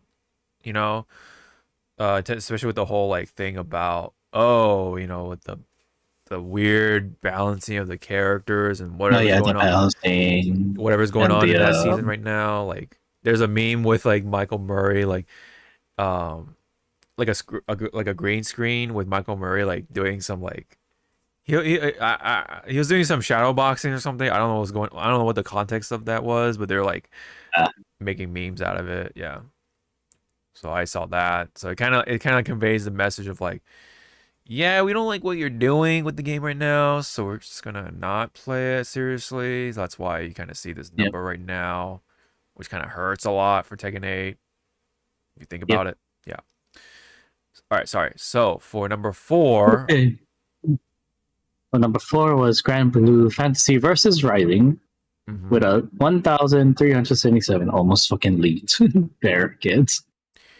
Yeah. Versus what we have right now this time around, 936. So that's a dip. It's quite of a dip. Not as bad as Tekken, but still a noticeable dip nonetheless. I think this is because, if I'm not mistaken, still like kind of hot from the press, or hot from the, hot from the press, so to say, because of the whole Rising makeover that it had. Yes. Yeah, so it had a bit of a surge, but then, it's like, yeah, it can wane down, all right? We had our fill with it, sort of thing. So, and then, obviously for next one, go ahead. So number 5 last year was Third Strike, Street Fighter 3. Yeah. For 1101. Again, such a really odd number. Yeah. Then number 6, we had the Under Night in Birth 2 ZZZ. Yes. ZZZ. Yeah. ZZZ. Yeah. With how many you said? For 785 players versus what we have this year, 547. So, yes, sir. Yeah, they did drop a rank there over what was it? I mean, yeah, with Marvel 2 taking a spot. Yeah. Oh, but look at the last game though. Yep. So at number 7 from last year was MK1 with 645. Yeah, you're right. Yeah. Versus this year, which is at number 8, only 377 players for MK1. Looks like it's right about half. Yeah, that's like half the numbers. And then to end off last year, King of Fighters 15 for 375. Yeah, that's like close which to where I guess they dropped it from the main 8, but nevertheless there will be a side tournament for it, so just keep a lookout. I believe so, yeah. But yes, overall there is a drop for everything else though. With the exception of Third Strike, obviously that's a special case. We're not including the classic sort of implementation. It's really just all about the rest of the games. the lowest drop off is Guilty Gear of all games, but when it comes, well, I guess you could say Street Fighter also. They're kind of like neck and neck. But Yeah. the noticeable one, though, at least just looking at it without actually calculating it, seems to be Tekken 8 though. But yeah, like I think there is a pretty obvious factor though because of the whole situation going on with the patch, the patches, the current season has just not been it. And not to mention the latest like sort of stick in the mud, I guess, is a collab involved with a collab with Tekken 8 and I think it's called Atelier. It's a pretty niche but renowned RPG series that collabed with Tekken 8. I'm trying to, yeah, Ryza. That's what it's called. Yeah, Atelier Ryza. I'm probably butchering the name, but yeah, had a collab with Tekken and on the Atelier, and they had a full ass costume for the main character. Not this main character, but it's a different main character. I think it is. Which one's the current one at the moment? Is it 3? I'm just gonna try to go with 3. Okay, no, because there's a different character. 4? I'm not sure what's going on with the titling characters. I'll just put 2025. 2025. At the moment. Okay, no, sorry. I'm just gonna go ahead and do this. Cross Tekken 8. All right.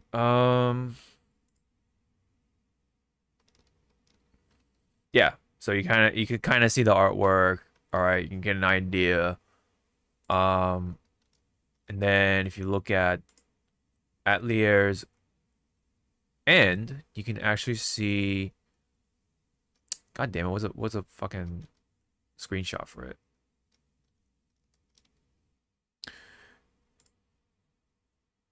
Okay, that's one way to do it, I guess. I don't know.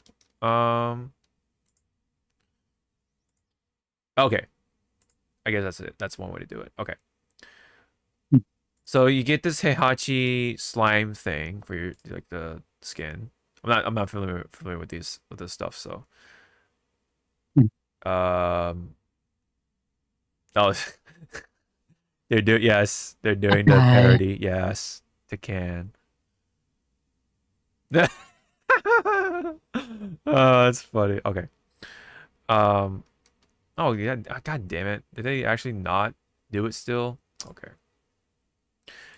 So there is a screenshot of her wearing what's her face's costume? Reina. Her costume made it into Atlier's game. But when it comes to the other way around, Tekken 8 dropped the ball because you would expect for the Atlier's current main character's costume to be Reina's costume. Hopefully I'm getting her name right, but yeah, anyway. But what they got was just the cowlick for the main character and like some like dumb floating thing that you usually get with Tekken stuff. Oh man, God, I wish somebody fucking like summed it up perfectly, but that's what happened. That's what happened most recently. So they really have been dropping the ball left and right, like not just the patches. Oh, there you go. There's one screenshot. Yeah, she's wearing the costume. Look at that. Oh, you know what? Actually,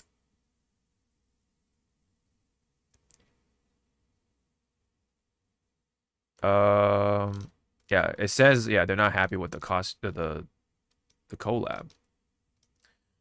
Yeah, yes, yes. There you go.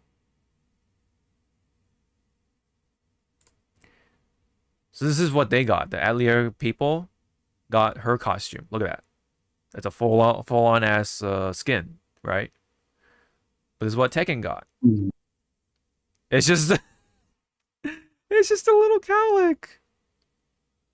That's all what they got.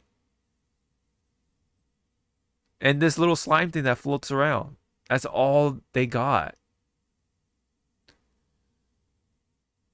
Like, what does that slime look like? Yeah. Watch you burn. Yeah. Watch the world burn. So yeah, that's what happened recently. Well, it's been 2 weeks ago or something like that, but still, that's like the most recent like fuck up on Tekken's end, unfortunately. It's insane because Tekken, I'm sure, paid some money to get the rights to do it, right? But that's all what they did with it. That's like weird, you know? It's like very creative there. Yeah, yeah, some effort, right? And like they've also been dropping the ball on the other stuff too, on their other collabs, because it's just like what shirt, like these lame ass looking shirts for each character, like for all the characters. Yeah, the PNG shirts is all what they did for the other collabs as well. It's not even like a cool looking like jacket for everybody, you know, or like or pants and shoes to go along with that. It's just a shirt with like the logo and like just something lame, you know. Just imagine like, oh, I don't know, what was like one of their collabs. Anyway, you get the point. It's just a shirt, but here you just get a cowlick. So yeah, what a disaster that was, along with the whole season being a disaster for Tekken. And then meanwhile, yeah, look at that. That's a full-on ass costume. Like, how could you like fuck that up? Like it was there. Like the idea was there. Like oops. Yeah, this character's costume was right there. Nah. But nah, yeah, nah. We'll just stick a cowlick on, or ahoge for those who want to use the Japanese term. It's kind of like that old meme. Remember, there's like a group of the like higher ups like surrounding like a piece of paper, and then you change what they change like something on it, and they all gasping like, oh, Yeah, we did it. So we gotta show that this collab means something to us. mm-hmm. Cowlick, genius. Yeah, cowlick. You got it. That's the answer. That's like Man. that's what I thought about too. I'm like, how could they let that pass with a straight face and be like, yeah, this is it, right? This is what we do for the collab. Like, yeah, so a lot of the fans were just like flabbergasted. Like, what the fuck is this?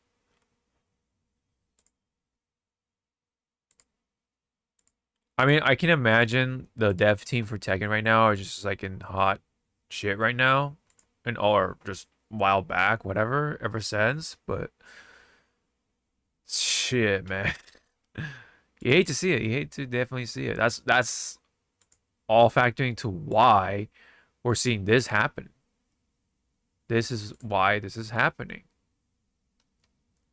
right? Because they're just not putting in the effort or whatever, right? Whatever mojo they lost is making this happen.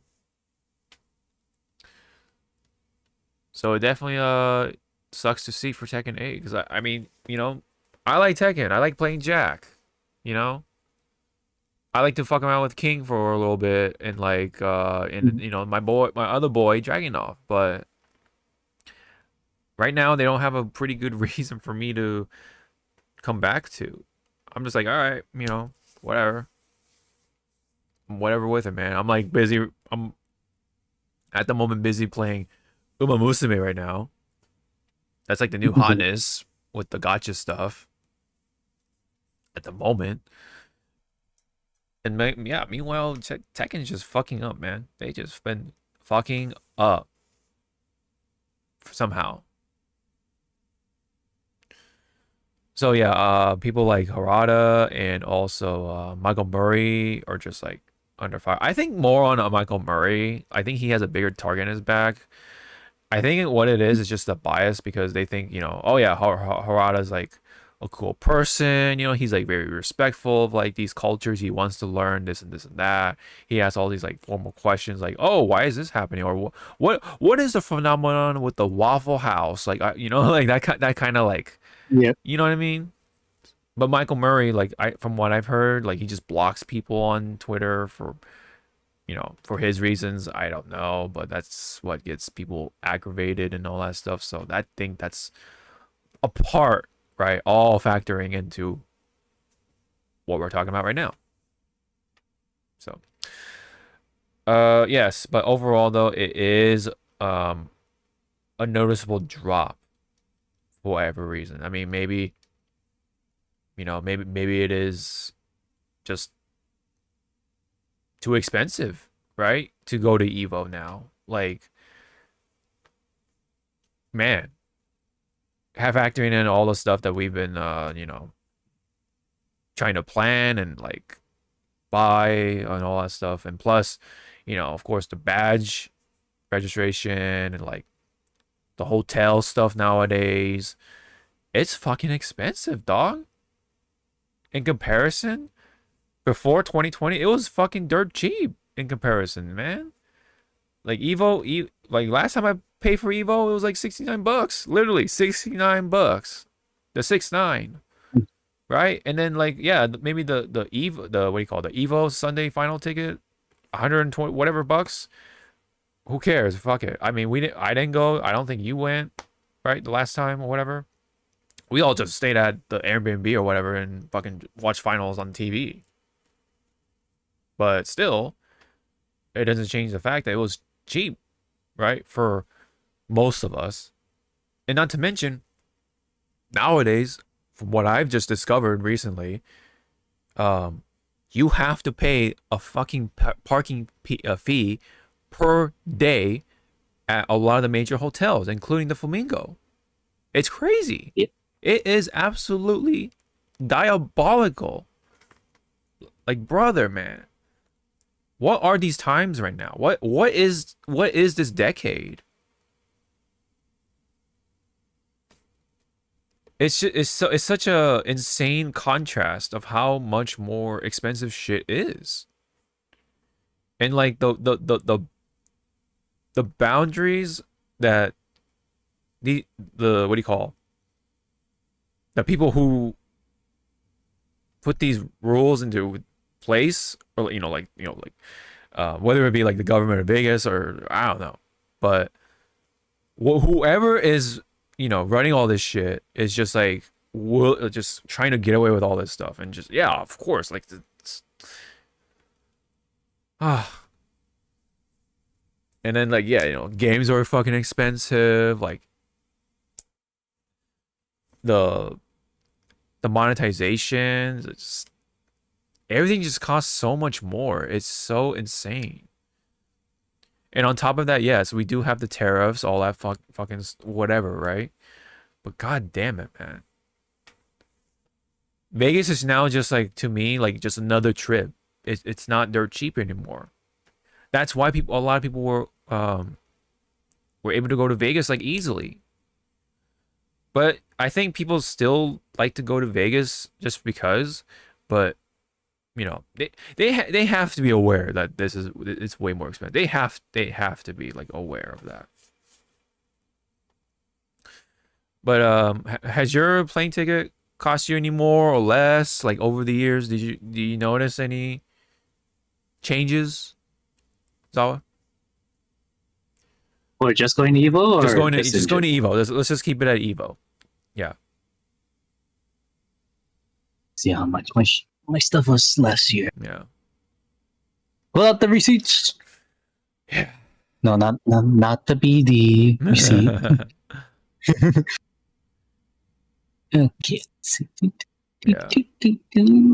Last year? Was that how much I paid last year?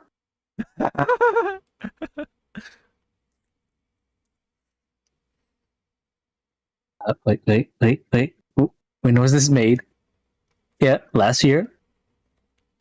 2024. Mm-hmm. 802. Okay. In comparison, Versus for this year. I love being fucking nearsighted. So. Yeah.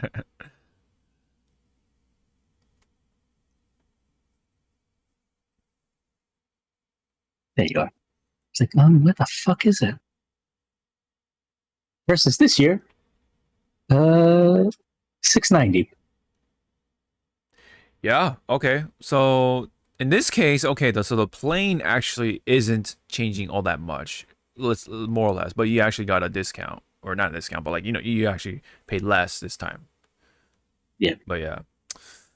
So, but when it comes to like, can I ask you when it comes to like Florida, how's that been over the years? I'm just gonna say paycheck's worth. That's all I'm gonna say. Like the full amount of a paycheck's worth. Yeah, that's where it bites you in the butt. Oh. But see, you're sitting down, right? Mm-hmm. Make sure there's nothing near you that might fall over. Because you gotta remember, with my Florida trip, I also have to have spending wise, so at least another 1,000 or 2 because of amusement parks.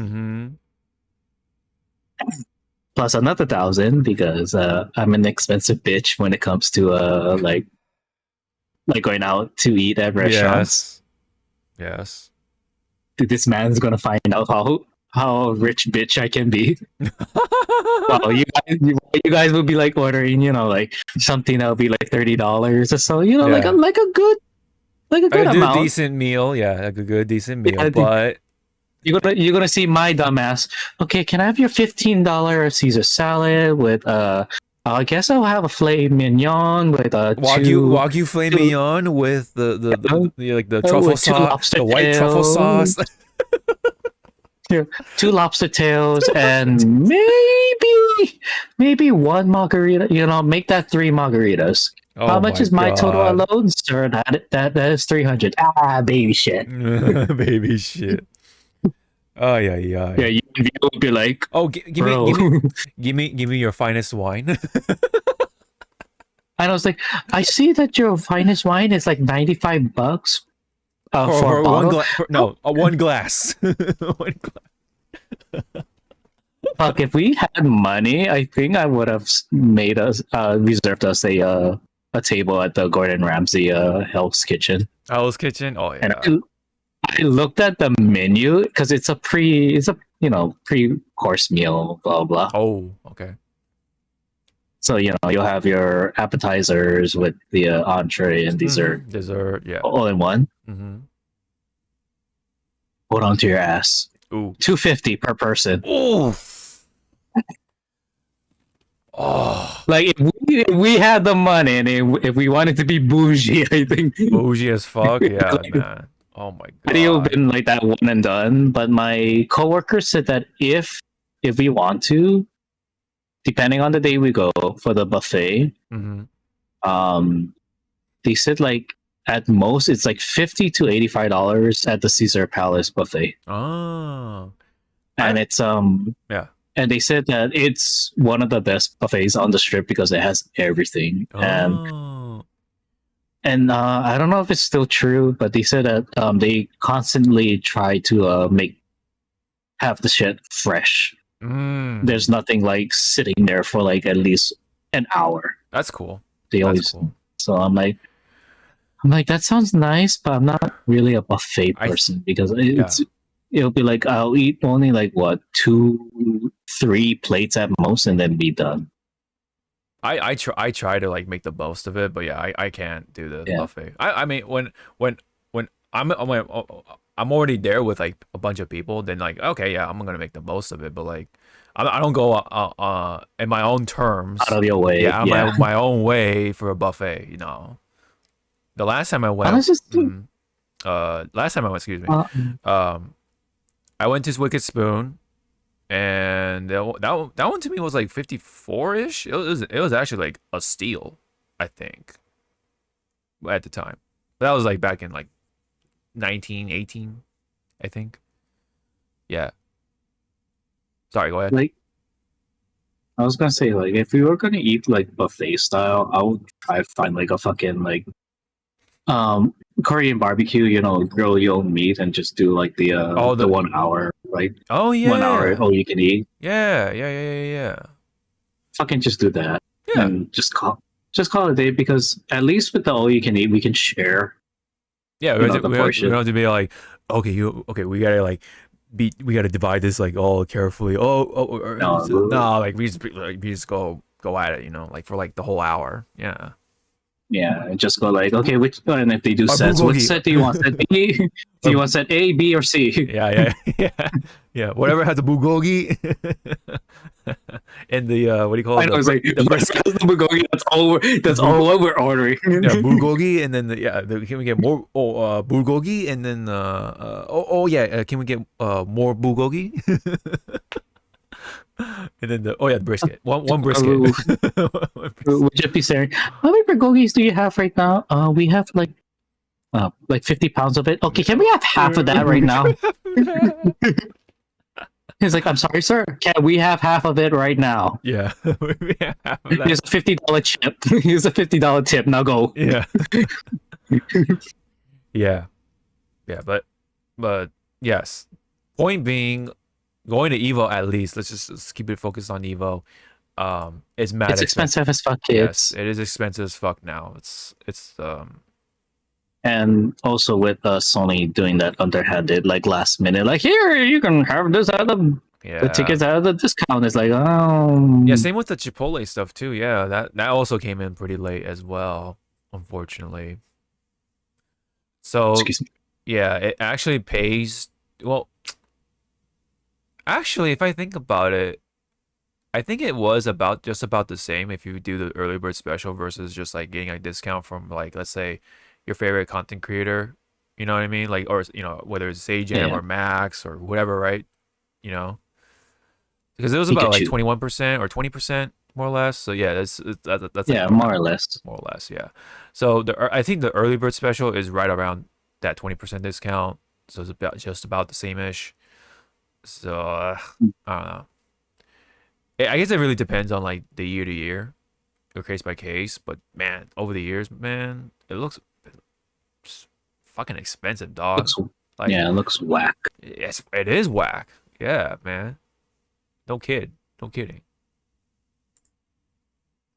All right. Well, anyways, that is EVO. Nonetheless, and we will go there. We are set pretty much, right? So for anyone who is happening to attend to EVO, yeah, I mean, you know, maybe we'll see each other there.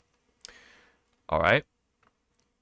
So that is that for I think it is.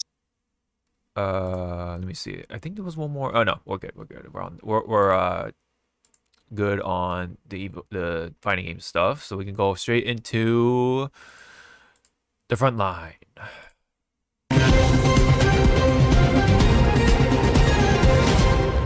All right. I think this might be a shorter one, but let's get right into it. So, I don't know if you heard this, but I kind of vaguely heard it, and I kind of looked into it. This was regarding to Elmo's, from Sesame Street, yes, famous character, whatever, right? The Tickle Me Elmo, that stuff, yeah. Has an official Twitter account, but somebody somehow hacked it into said account and says some very, very nasty things from what I was able to briefly see, including anti-Semitic stuff. So obviously something, against the Jewish community and other such communities as well that was mentioned in those nasty said tweets or posts. So they did come out with a statement of sorts. It says Elmo on Sunday, Elmo's X account was briefly hacked by an outside party in spite of the security measures in place. Well, I mean, this is Elon Musk we're talking about, who fucking fired 80% of the staff anyway, so it's should come with no surprise, but still. Just saying. We strongly condemn the abhorrent anti-Semitic and racist content that and the account has been secured.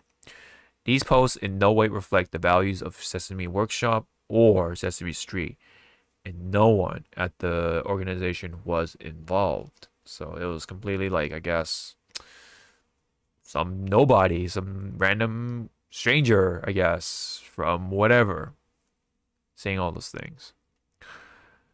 Yeah, you can kind of see, I'm not going to read them out loud, but you kind of see a little scratch. Well, not these weird videos, but yeah. Yeah. Kind of get an idea of what was said. So, any comment to go off? Anything you got? I mean, Elmo finally broke because of that stupid rock.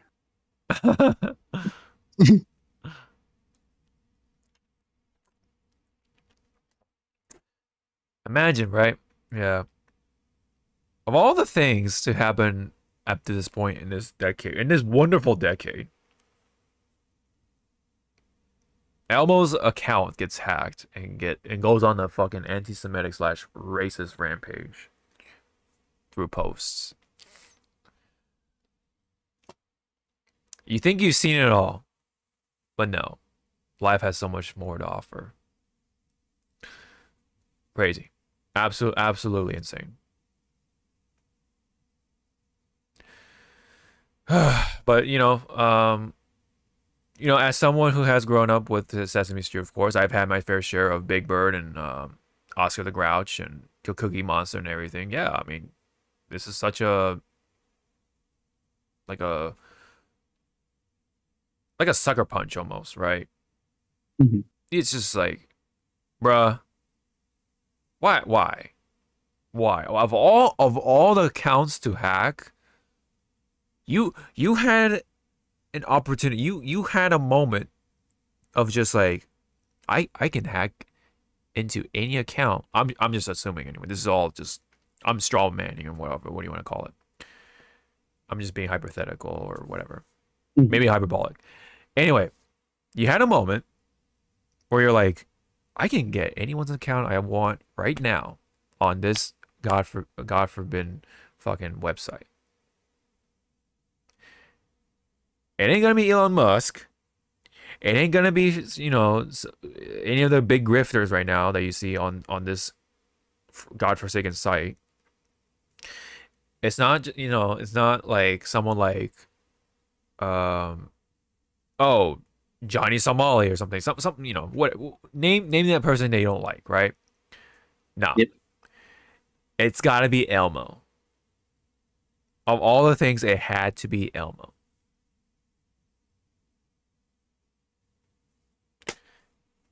What a waste. But maybe the fact that, well, okay, I guess to be fair, there was a screenshot right here that should have provided a hint, like, oh yeah, well, actually, no.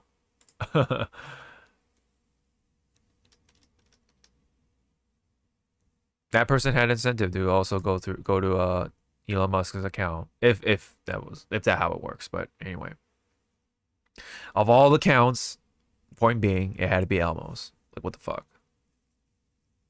Why this? But maybe that's the point, right?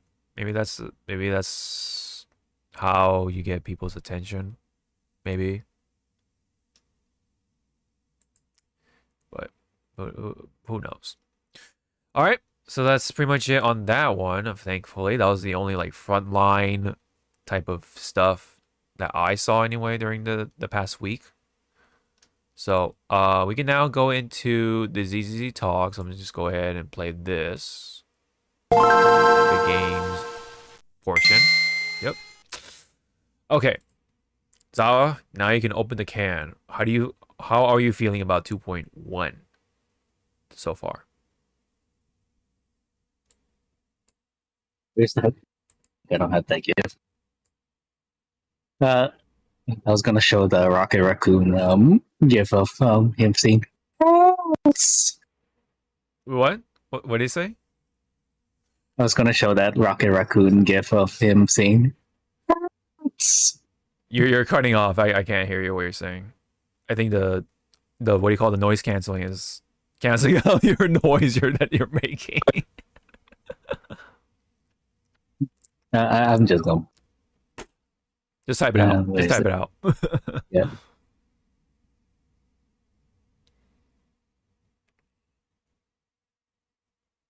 There you go. Okay. Just gonna do that. Oh, okay. I don't want no context on that one. All right, but okay. So what? Go on. It hurt me. It hurt me because, I mean, it kind of. If you were really paying attention of why Yuzuha was so nice to Alice, Yeah. it's like, oh yeah, I mean, this is what we are. We did put on the spoiler territory. Okay, well, yeah, spoilers.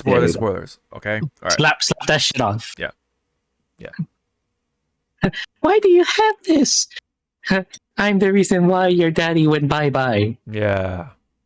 It's like Yes. It's like Sokka. Yeah. That. Well, at least though, he died a hero. You know, and very very brave soul of him. Save you. Yep. Yeah. Go on. Anything else? I don't know. I kind of wish that Alice kind of had like a small crash out. Oh, instead of the whole instead of the whole like screaming her name and stuff. It's like no, like full on like grab her by the hair and going like, "The fuck you, Mary."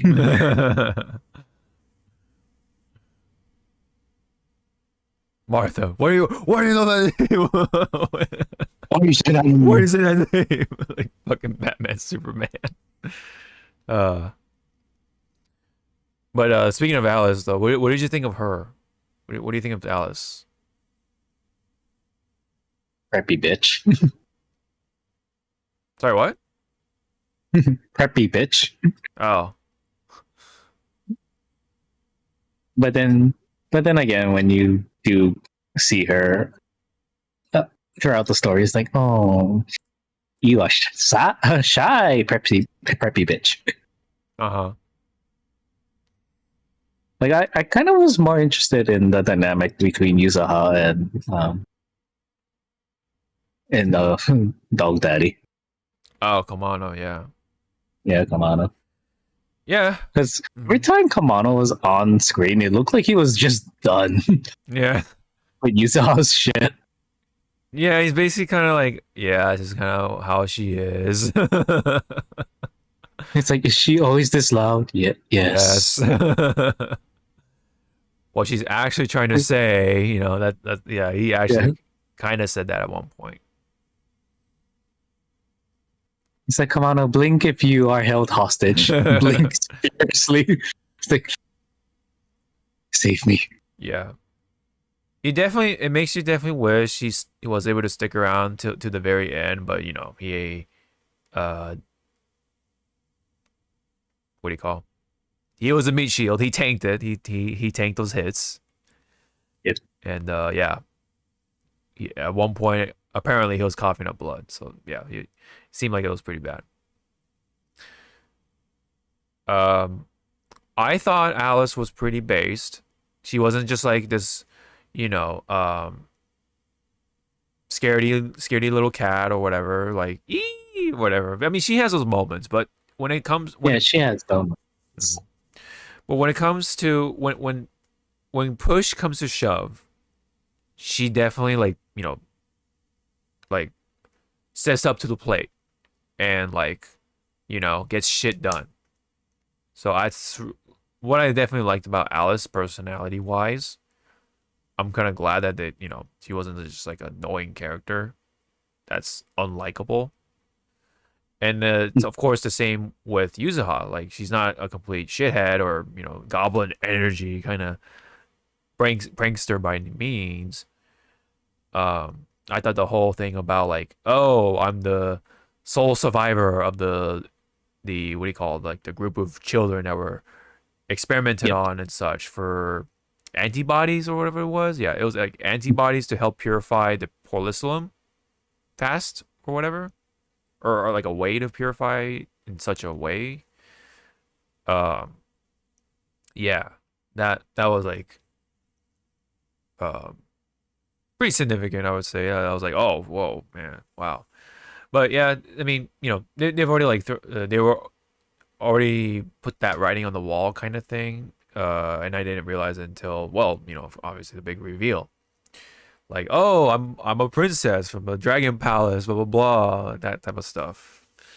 But yeah, about she was obviously saying something else, and then the whole thing about Alice's dad and like obviously pretty tragic.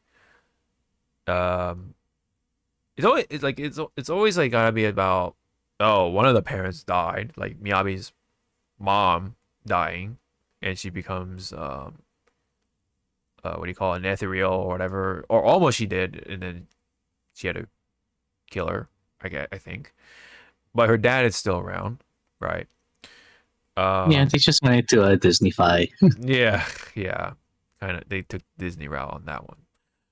When it comes to Alice, though, her grandfather is still around, but he was sick, but he's old, right? I don't know if they talked about her mom at all. I don't remember at all. It's just the dad, right? And then there was that whole thing about the hairpin, yes, and then yes, lead to that big other twist. But then like I did notice it was funny. It was like right after you came in, you said your thing about, oh, I did it for joke, for pulling for Yuzuha. The scene came up with what do you call it? Alice's flashback with Damien, right? And you know who Damien is, right? It's the businessman with the blue hair, Damien Blackwood or whatever his last name is. Oh, we disconnected. Hello, can you hear me? Hi. All right.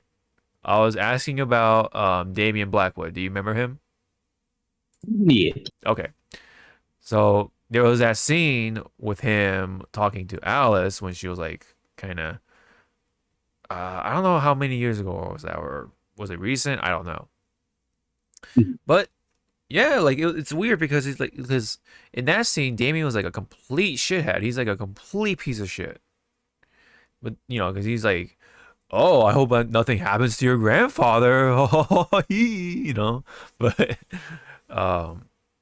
but then at one point he's like, you know what, Alice, you got guts. I like you, right? So it's like this weird, like morally dubious character right now. So I'm like, are you good? Are you bad? I don't know. Like, maybe you're good right now, but I got my eyes on you though. I got my eyes on you, Damien. Kind of thing. But and then there's still. Let me see. Hold on. Damien ZZZ. Yes. So there's still this image right here. I still question it.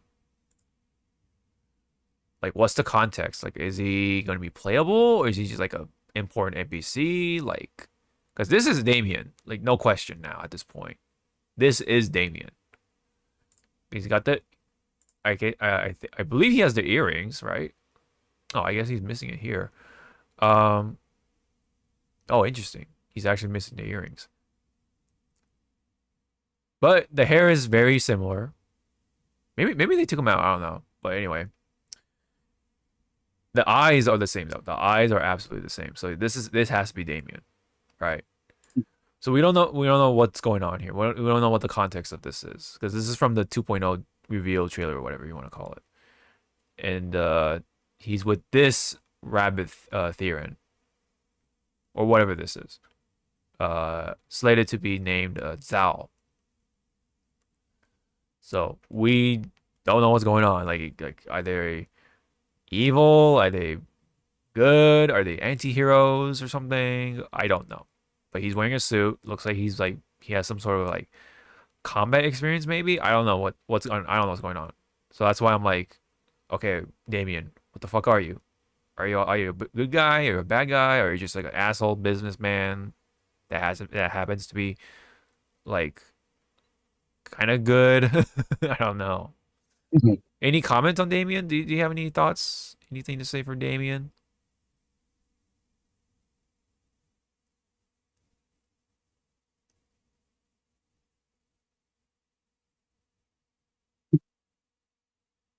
Wonder what?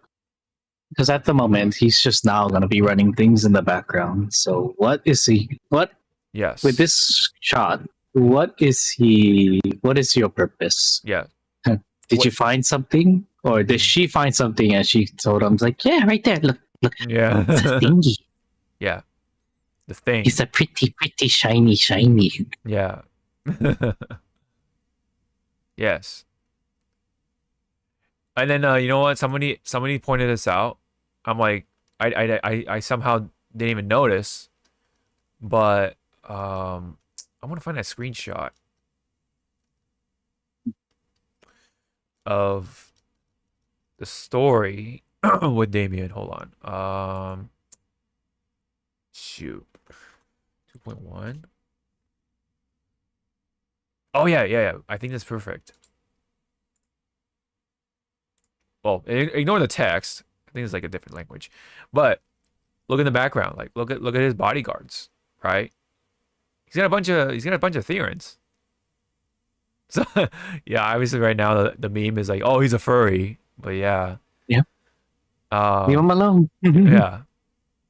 He's got a bunch of whatever Theron. makes him safe and happy. Yeah.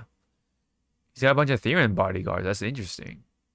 So I'm wondering if he's like, maybe he's part Theron also, like at that.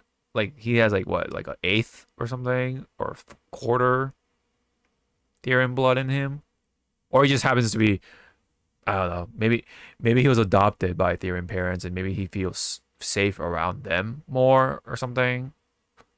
And that's why he also has her as his partner. Looks like, at least in this particular moment right here. I don't know. He's just weird, all over the place. And in one moment, he acted like an absolute bad guy towards Alice. And then even here, like if you look at his expressions, yeah. If you look at his expressions, like he kind of gives off like bad guy vibes. But his actions and morals and whatever always winds up being good-ish. Oh, yes. To be granted, it lines up with his goals and such, because he wants to move up in the tops ladder or whatever. I think in this these three screenshots anyway, he was like, so you didn't just give it to me when it comes to the patent rights. It was actually you gave it to everybody else too. Like it was public. It was a public what do you call it? She gave public rights for anyone to get use her family's patents. It was just him. So it's kind of like that little loophole there almost. And he was like, "Yeah, you son of a bitch." And then what else?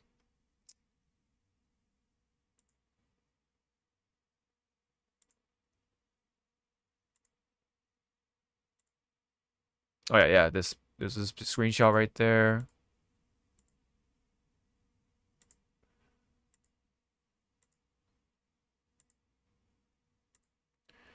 Oh yeah, in this part, Orpheus, so cute. She's so cute.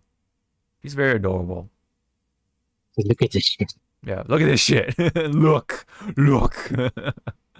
And there's Look at this Magus. photograph. Yeah.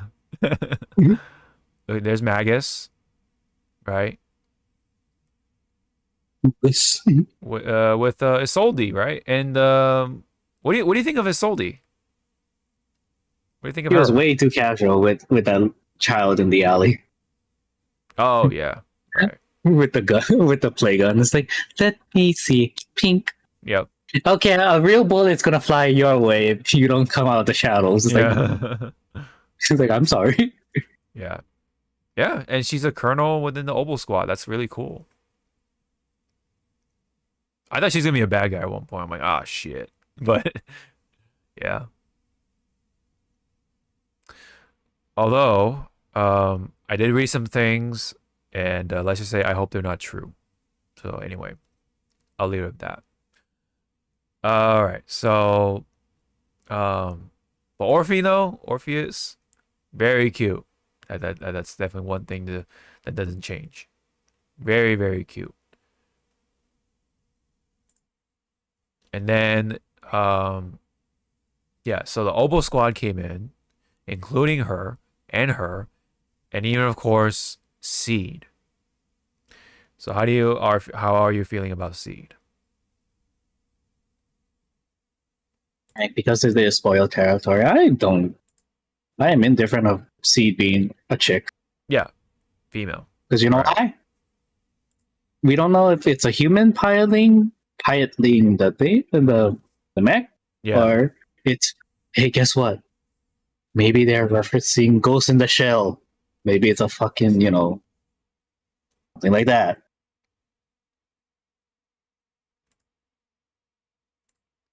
Which So is I just want, which is what exactly? Just to kind of clarify for everyone else. what's the most like gist of how can you describe Ghost in the Shell without trying to bring in that lovely show? Hmm.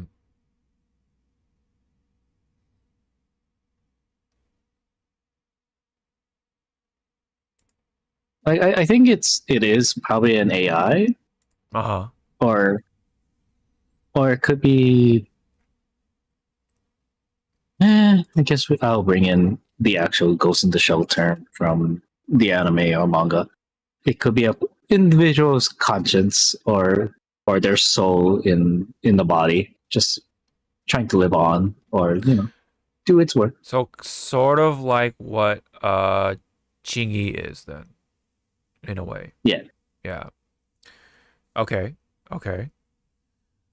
Yeah, I mean, yeah, I mean, I was like, If not, mhm. I'll laugh my ass off. It's like a hamster, fucking tyrant. Yeah, In like the BS, I'd be like, "Oh my like god, it's basic- Hammond from like fucking Hammond. Overwatch." I was just about to say Hammond from Overwatch. You're right. That would, I mean, but anyway, let's see. Right. So now when you look at this image, it's like that's really like misleading because it looks like a giant mech, right, from far away or whatever angle. Yep. But it just turns out, you know, it's just a big robot with short legs.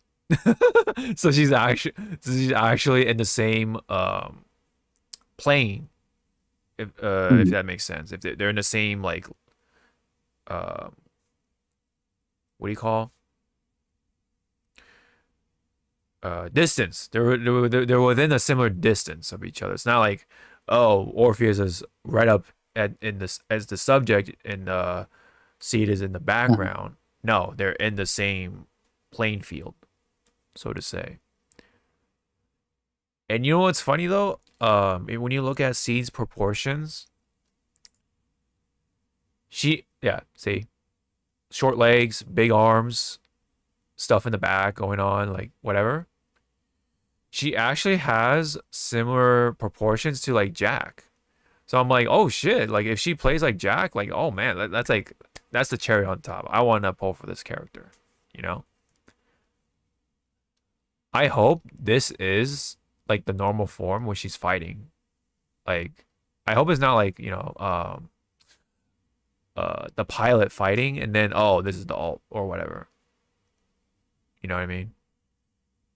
I hope this is like the go-to fighting form or whatever. And then somewhere, somewhere in La La Land, the real pilot or whatever is just in their computer or whatever piloting the thing. But yeah, like oh yeah, see you can actually see in action kind of what they look like and such like that in comparison. But I guess in terms of size or height, she might be right around like Lycan or Ben, maybe a little taller. Maybe that's it. But I have to see like a comparison with Soldier 11 and like I don't know Ben or something just to get an idea. Cause yeah, basically Seed is twice the height almost, if not just right under it. Looks like. But yeah, I mean, yeah, she literally has the proportions of like Potemkin or Jack. So I'm like, it's hitting those notes. It's like checking off those like things on the checklist. Like, okay, she's a robot. She kind of looks like Jack in proportion wise, or Potemkin proportion wise. Now it's like a matter of like the little things. Like, okay, what her moves like, how she attacks, right? What does she sound like at this point is, I don't know. If it's like Pika levels of annoying, okay, that might actually ruin it. But like, like actually like that would be weirdish. But yeah, you can kind of see how C talks a little bit, like, hey. Not what I meant at all, Mm-hmm. Yeah, and she's like kind of like, yeah, has a specific way of talking. It looks like, I guess pretty feminine, right? It's not like she's not a tomboy or anything like that. Oh yeah, I'm Seed, like this little thing, little hyphen thing. Yeah, like every time she ends a sentence, she almost does that. Like there's always this. And then there's a mention of like Seed Senior. Now we're like, okay, who the fuck what's going on? What's that's more questions about Seed. What do you mean by all that?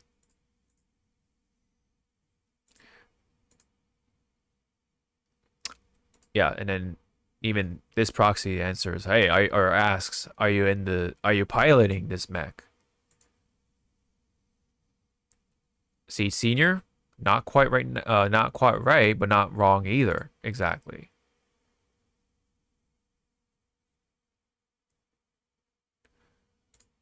And then it says, I'd love to see you in person. Looks like the action's about to start. Let's save the main course for our next meal, whatever. So by saying that already like rules out all the other things, I think, and either could be another robot piloting another robot, or a robot piloting another robot, or like you said, like a conscience, like a digital conscience or intelligence thing, controlling from another place, controlling this robot. Right, or a person or Theron, whatever you want to call it, right? Like, and then stealth, recon missions. How the hell do you do stealth with that? How the fuck you go sneaking around? with that kind of build. Stretch my legs, yeah.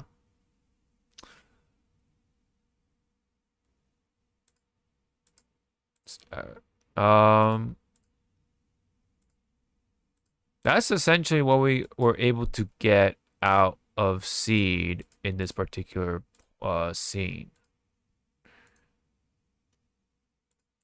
But yeah, the only disappointment, I guess, is that Seed is not an actual giant robot.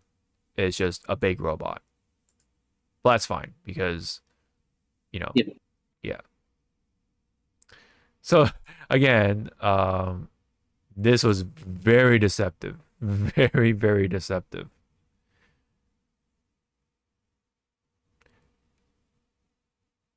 Yeah, because it looks like, yeah, look, this looks like, I don't know what this is exactly, this thing in the corner.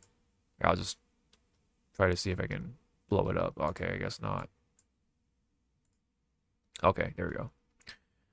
So it looks like this is some sort of like, yeah, it's like a brick wall or something. And then, oh, okay, now you can kind of see her legs a little bit behind this thing. So it's actually like, maybe being deceptive on purpose just to make people think like, oh, it's a giant mech. No, it's just a robot with a big robot with short legs. Yeah. Yeah, that's why like I thought, oh, this robot is like a build like was towering over like a building or something, and then Orphe was like, you know, standing in the subject as the subject, and then she's in the background, or yeah, Seed is in the background. But now that like the illusion is broken, it's like now I see it. Now I can definitely like, okay, they're in the same rooftop or whatever this is. And yeah, she is a big robot. Was there anything else in the story that you wanted to mention? Any like things to point out? Any like plot points or whatever? No? Okay. Good, okay. Let me see. Oh yeah, this part, yeah. She was crying about... Oh, damn it, there's no dialogue, though. Yeah.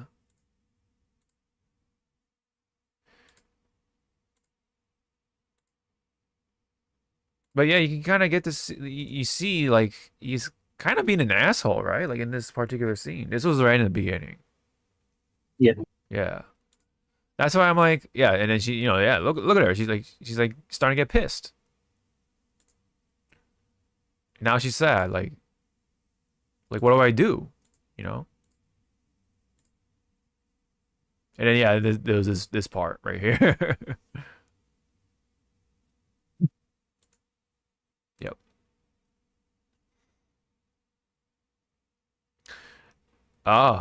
So, yeah, see, people were like, yeah, we thought you were cool, man. Like, what the fuck? And then... Oh, so... He has different clones of himself, maybe. Maybe that could explain things. Yeah, Dotori. Yeah, Dotori is a Genshin character who is essentially kind of vaguely like him, but he does have the clones. He does have his extra copies or whatever that he made. Let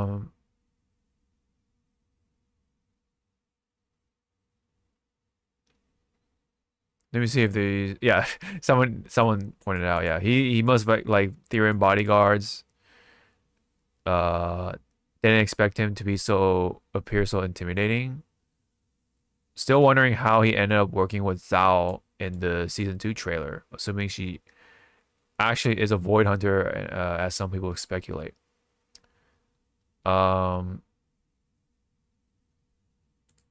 So damn, I didn't even like realize, okay, or didn't even think about her being a void hunter. Okay.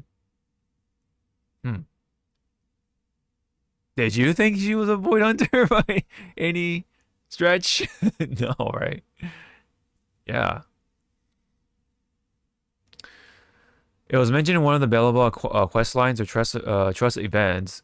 Can't remember which, but I believe it was Ben who mentioned it. It was their reputation with Bear Theorians attracting so many to work for them was a huge boon because of this. Because Theorians have a higher ether aptitude, they are safer when working in the hollows, meaning fewer accidents and less anti-corruption stuff is needed. Ah, okay, okay. Oh no. Oh no. Oh god damn it.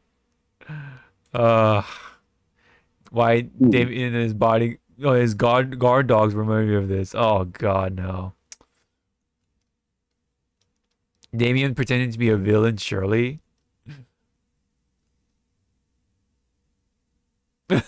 Damien kinda in these shots would with the fucking strike through. Damn, somebody has a hots for him. Okay. Do you have any hots for Damien?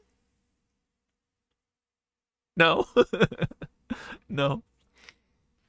Oh, that's funny. That is funny. Um,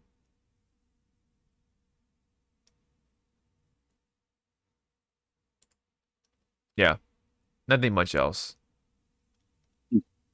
other than Damien is truly opportunistic. Man switches sides from good to bad to good again, depending on whatever is most opportune for him. Never let him know your next move. Ah, right. Okay, okay. The side switcher.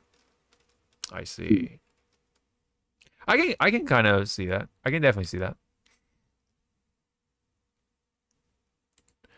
Um, okay. All right. Was there anything else for 2.1? Oh, what did you think of the event so far? I know you like mentioned it, but I don't know. What do you think of the beach event? It's just a time passer. Yeah, yeah. Did you do the story already for the beach event? Yeah, Okay, it's just a time passer. time passer. It wasn't like Time passer. I just like the surfing. yeah, The controls feel fucking awkward as fuck. gotcha. I didn't expect the That's fishing pretty much event to it. have like an auto mode on. I'm like, oh, okay. I guess we're not doing fishing then. Mhm. You can like fish for you can like leave it on auto mode for like 20 hours and then yeah, come back, you get a bunch of fish. All right. The auto is an auto event. Okay, cool. Uh anything else? So I don't know if you answered the question or whatever, but do you like Alice? Do you like Yuzuha? Like obviously you like Komano, yes, but like As a character or units? as characters, as in the story wise.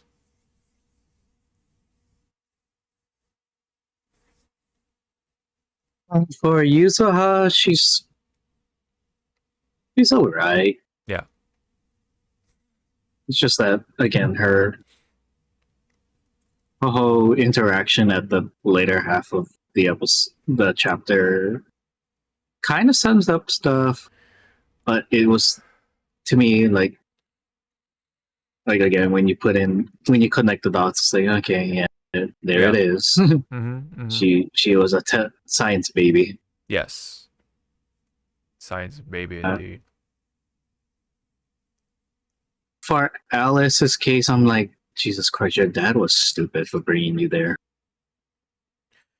Yeah, that part was kind of like, why? Right? Like it was that was like that was probably like the one part I questioned. Otherwise, I think everything else was good.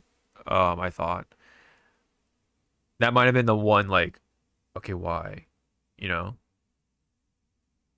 just for the sake of like, oh, just taking your daughter to work day kind of like vibes, like, hang out with daddy, whatever. Yeah. And then yeah, oh yeah, by coincidence. Oh, there's a girl my age. And then oh, she dropped the hairpin. Lucky me, I guess. That whole thing. Um what else? What else?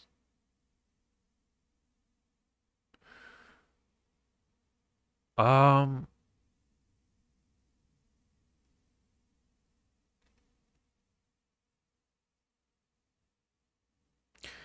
okay, I mean well okay, I saw I don't know if I said it already, but I thought she was really cool. Especially like, um by the end of it, of course, her being Colonel, pretty sick. And you know, I definitely said this, like, oh, I thought she was a bad guy. Um especially that whole thing with the gun thing, that scene. Mm. And I hope she is playable. I hope she is. That's all I can say. That's all I can ask for. But Komano, I heard things about him when it comes to gameplay wise. And if it is true, I'm a little disappointed, but I guess it makes sense. Maybe I mean, I don't know if you read into it or not, so I'm not gonna. I'm just gonna leave it at that. But how do you like Yuzuha though? Gameplay wise, since you did get her. Yeah, she just builds up uh the she just builds it up faster. Yeah, the And anomaly that stuff. she yeah, because she is supposed to be Tanuki light, she adapts herself or her dots into whatever Mm-hmm. element. So it also helps out. Yes. Um, Yeah. her having a semi auto parry, but you have to hold it, Yes. helps out. But it's not like a insta auto parry. There's like a small window, Yeah, animation it's a window. little weird. I personally don't like completely like it. Because you have to like hit a button at least and then hold it. It's some like weird thing. It's kind of weird. It's not straightforward. I was hoping you can like hold it up like kind of like what you do with Caesar, like Caesar King, but it's not so much like that, unfortunately. But yeah, I think though having her now with my Miyabi team is helping quite a bit. So I'm overall like pretty pleased with the relatively low amount of polls I had to do to luckily Yeah. get her. Yeah. And yeah, pretty happy with that. Now Alice is still a skip, especially now that oh yeah, it's like way past the rumored time. So let's go check on Zenless real quick to see if the rumors are true. Looks like a no. Looks like it is fake news. Fake news, unfortunately. Okay. It could be midnight. I mean, I don't know, but anyway. Oh yeah, it was Harumasa's birthday. Did you see this? No. No. I thought it was cute. They like to do the artwork for each person's or character's birthday. Yeah. I noticed though it's like always like multiple characters, not just the one character, right? It's always like more than one at least. And this time, yeah, it's like the entire like section 6 in this one shot. And it's cute, I think he's like tired, so that's why he's like he has like his little ghost leaving him. It's funny. And then somebody like pointed it out, I think it was what is she plotting? I like that. God, where was it? Not that. It's something to do with Nicole. But fuck, god damn it. Whatever. So his birthday came around. Oh, did you guess it? Sailor Boo yet? Yeah, I told it. Okay, nice. I love this part. I love that they actually kind of mention it in the early part of the story, and they're like, "Oh yeah, that's Sailor Boo." Like they just straight up said, "Oh, it's Sailor Boo." It's so funny. But I don't know why it's called Miss Esme. That's weird. It should have literally been called Sailor Boo. Like, what the fuck? Such a weird like naming thing.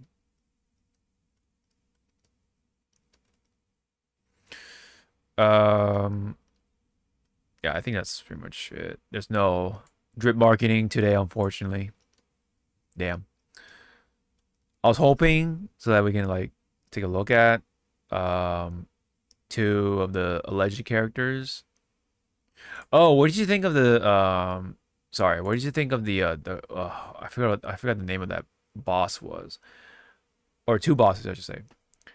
But what do you think of the clown one? The clown looking one?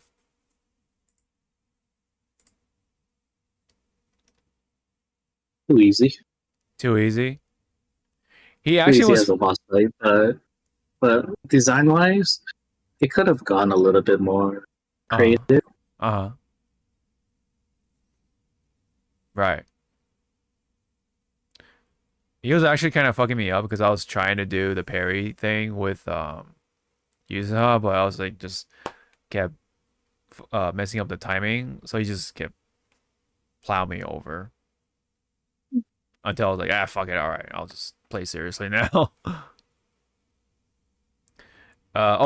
Did you like look at like Komano how he fights? Like, did you just like stood there and like?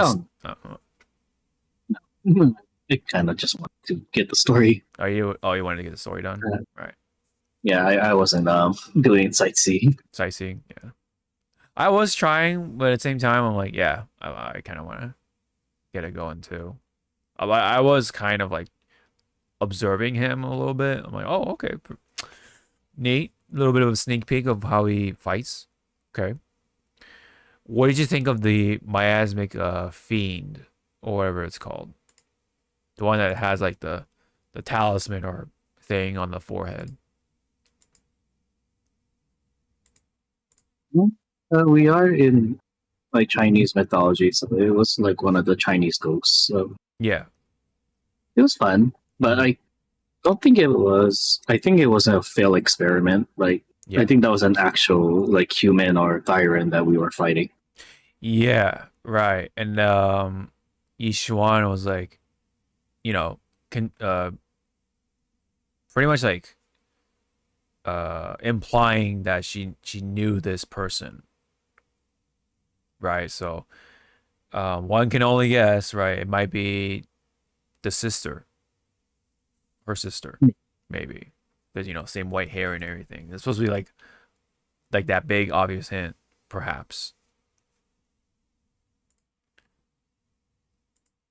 But for now, we don't know.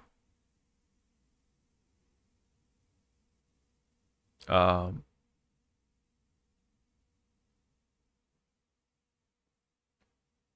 okay.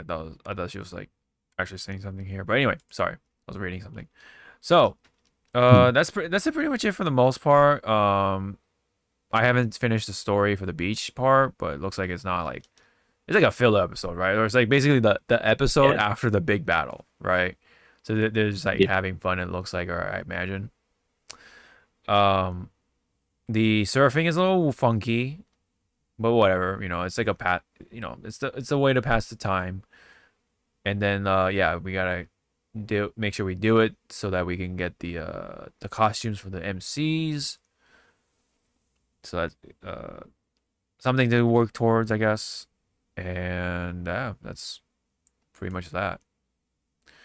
Although, yeah, 2.1, you know, it's got my approval. I liked it. I like the story. I like, playing with Yuzuha so far. Other than the weird pairing thing, um, she's cool, gameplay wise. Story wise, Yuzuha is pretty cool. Alice was a lot better than I expected, and then Kamano's like, you know, um, I think I said it before, but he's like a teddy bear, right? Like tough exterior, but he's like really nice and friendly. But when push comes to shove, he puts his body on the line for you. Like, so that's pretty cool. I like him as well, character wise at least. Isolde, she's hot. Yeah, got that mommy energy going, and but she's cool. I want to see more Orphe. Obviously, I want to see more from Seed.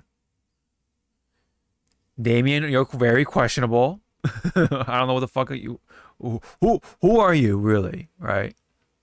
And then yeah, I think that's pretty much it. Because otherwise, whatever's going on with Tops, I think that one guy was like Ferrex, his name was. Yeah, he got arrested. But the other guy with the polka dot shirt, I'm like, bro, you gotta change up your shirt, man. The polka dots aren't working for you, brother. But he's just like, I don't know, in the background somewhere. But it looks like Damien is like about to move on top or move higher on the ladder. So there is that. So yeah, we're gonna have more Oboe Squad stuff going, and then definitely, you can kind of smell that Komano is like right around the corner ish in terms of like banners go. He's gonna be playable eventually. He has to be, or not even eventually, like soon, relatively soonish. Yeah. But meanwhile, I think the next banner is gonna be like what do you call it, like the filler one. So, oh no, I'm stupid. It's Alice. It's Alice and rumor. No, is it a rumor? Or whatever. Rumored. I'm just gonna say rumored to be Yanagi. So I'm like, fuck. So maybe I'll do like a couple polls for Yanagi, but I'm not expecting anything. So anyways, I think that's pretty much it on that. And so we can move on from there and move on quickly to the rest of it. So let's go ahead and wrap it up with the visual entertainment with this.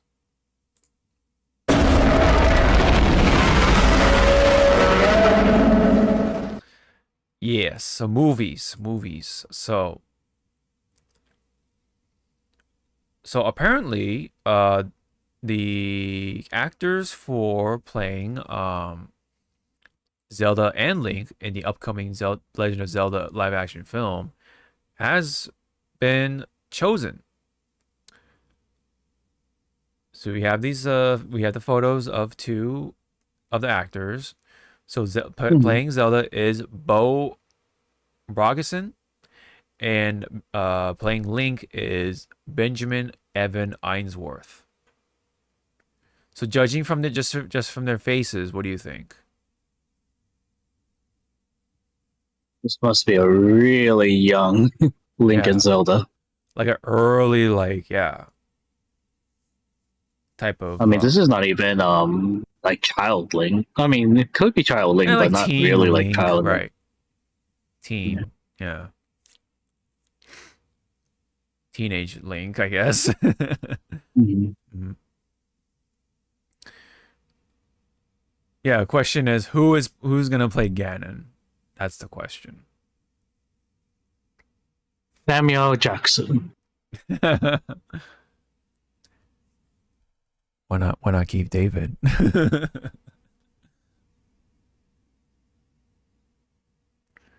That would be like yes, I'm watch this movie, like definitely in theaters. But I think overall, like visually, I think this looks promising because, well, one, they didn't just pick like, oh, fucking Chris Pratt and Scarlett Johansson. You know what I mean? Like those picks. You know what I'm saying? Like the popular picks. They actually kind of like went out their way to pick like people who kind of fit the bill, right? And pick, you know, fresh new faces.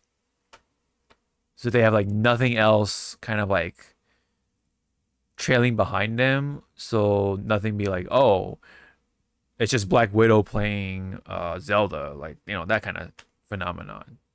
It's brand new actors or just at least actors that haven't been on the spotlight just yet. I have no recognition of these actors or yeah, these individuals. Like I don't know what TV show or any other appearances they've made through. Yeah, none of these movies or whatever. Or like, oh, I guess Pinocchio for 2022. But I imagine he played he did the voice for Pinocchio, which is assuming anyway. And then when it comes to Bo, none of these ones I definitely don't recognize either. Oh, Kingsglaive. Okay. So she did have some sort of hand at one point with some form of Final Fantasy media. What was Kingsglaive? Are you familiar with this? It's just a prequel to 15. Oh. Okay. Okay, okay. I see. And it's a movie, okay. All right. So either way, brand new fresh faces, one or the other. Seems potentially promising, right? Again, it's not like these weird choices or just like, you know, eye rolling choices. Like it's not like, you know, them celebrities, right? They actually, you know, grab actors to play these characters, you know. That again fit sort of the description here. But now the next question is, well, yes, who's playing Ganon, but what is the costumes? What do they look like? How are their elf ears? Type of stuff, you know? The blonde hair. I mean, well, she's alright, but when it comes to him, like, how is that going to translate? How's that going to work for him? Is Link gonna talk? Is he mute? You know? Other than the, yeah! Yeah!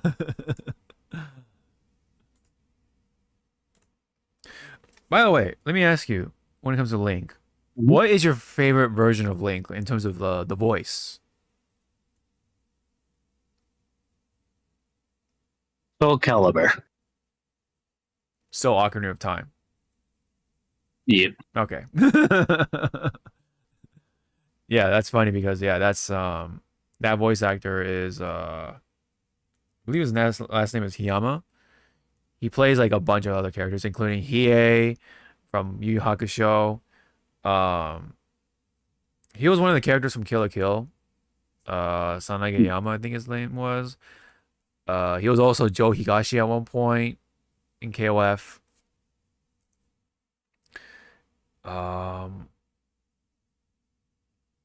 He also plays Nightmare, funny enough, in Soul Calibur. It's funny that you mentioned that. And then, yeah, that's all I can think of right off the top of my head. But yeah, anyway. That's funny because I actually like that version more, too. In terms of the voicing, that is.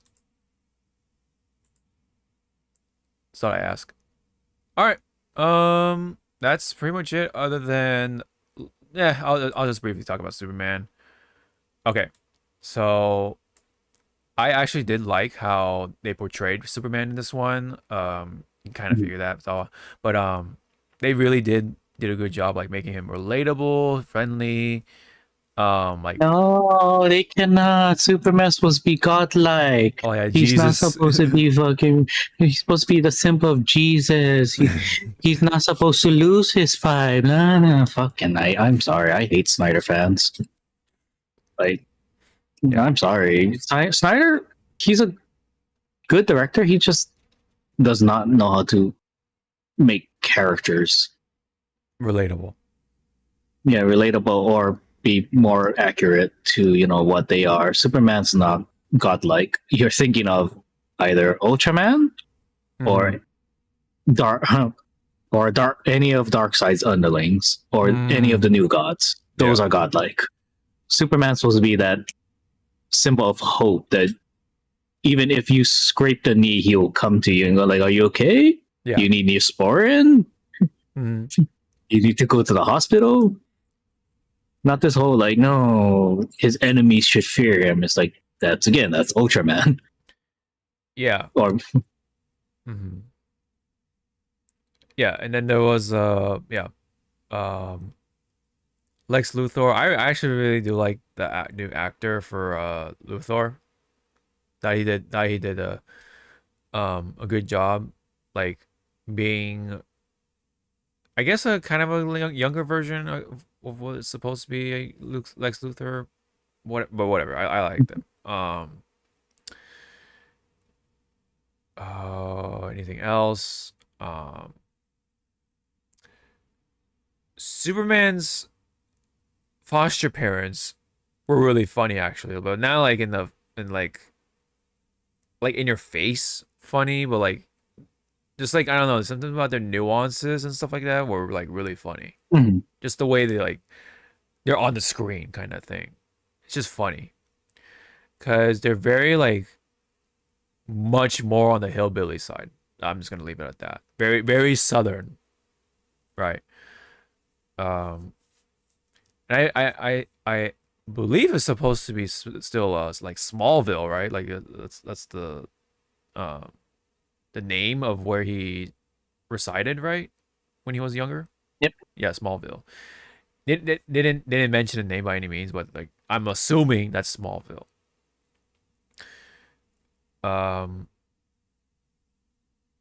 Who else? Oh, Mr. Terrific, best side character. I will absolutely say he was the best side character in terms of all like the characters that aren't Superman. Mr. Terrific, I think, carried a movie in comparison. Guy Gardner was like, yeah, all right, you were pretty cool, but there's Mr. Terrific, and then the hot girl for here was kind of just like didn't do enough. Oh, yeah. Well, yeah, because this is not the hot girl that everyone knows. Yeah, right. So I mean, I was hoping it's like not yeah, it's not Shayera. Yeah, but I was hoping like she'd be like her own hot girl kind of thing, but I don't know. Like she does a lot of bouncing off of Guy Gardner, so it's like, I can't really put a finger on her when she's like on her own. She's just kind of there to, what do you call it? like accentuate Guy Gardner even more. You know what I'm saying? Like she's just kind of there for him to bounce off of her and her to bounce off of him almost.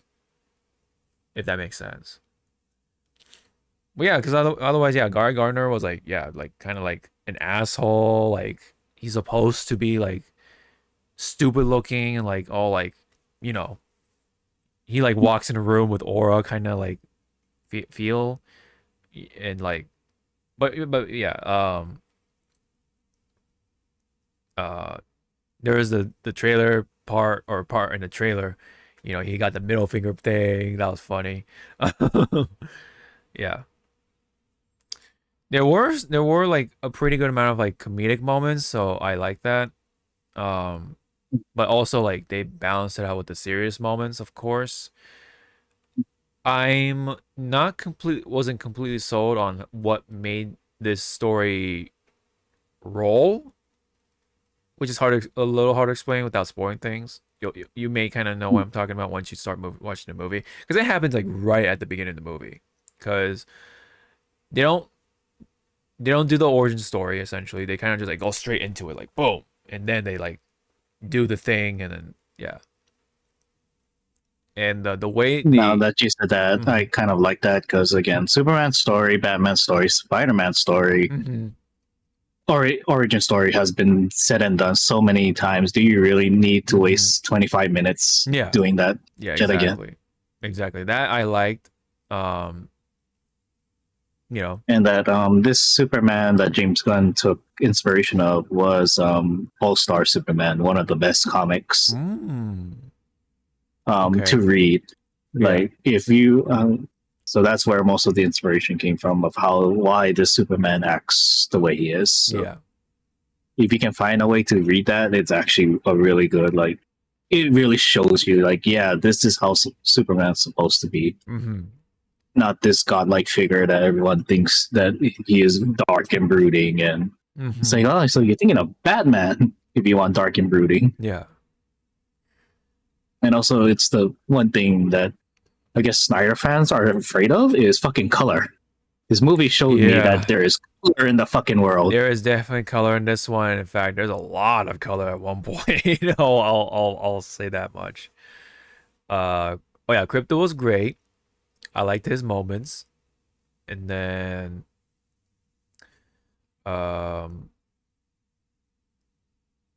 is there anything else? All right. Yeah, that's pretty much it. And I like the action by the end. It was pretty cool. But again, it's just, I think the only one negative I will say right away is just that one plot point that like that's like the initiation of, you know, this story or whatever. That's like how the ball gets rolling, and I'm always like, okay, that's how it happens. Okay, you know. So, but all that being said, I still have fun with it. I watched it in Dolby Digital, so obviously the sound was great. Love all the bass and whatever, the flying, like the punches and everything else. And oh yeah, so yeah, I would give it probably like a 9 or 8, somewhere between an 8 or a 9 and 10. At lowest an 8 for sure. So that's my little 2 cents when it comes to not spoiling it for Superman. Go ahead and watch it. I highly recommend it.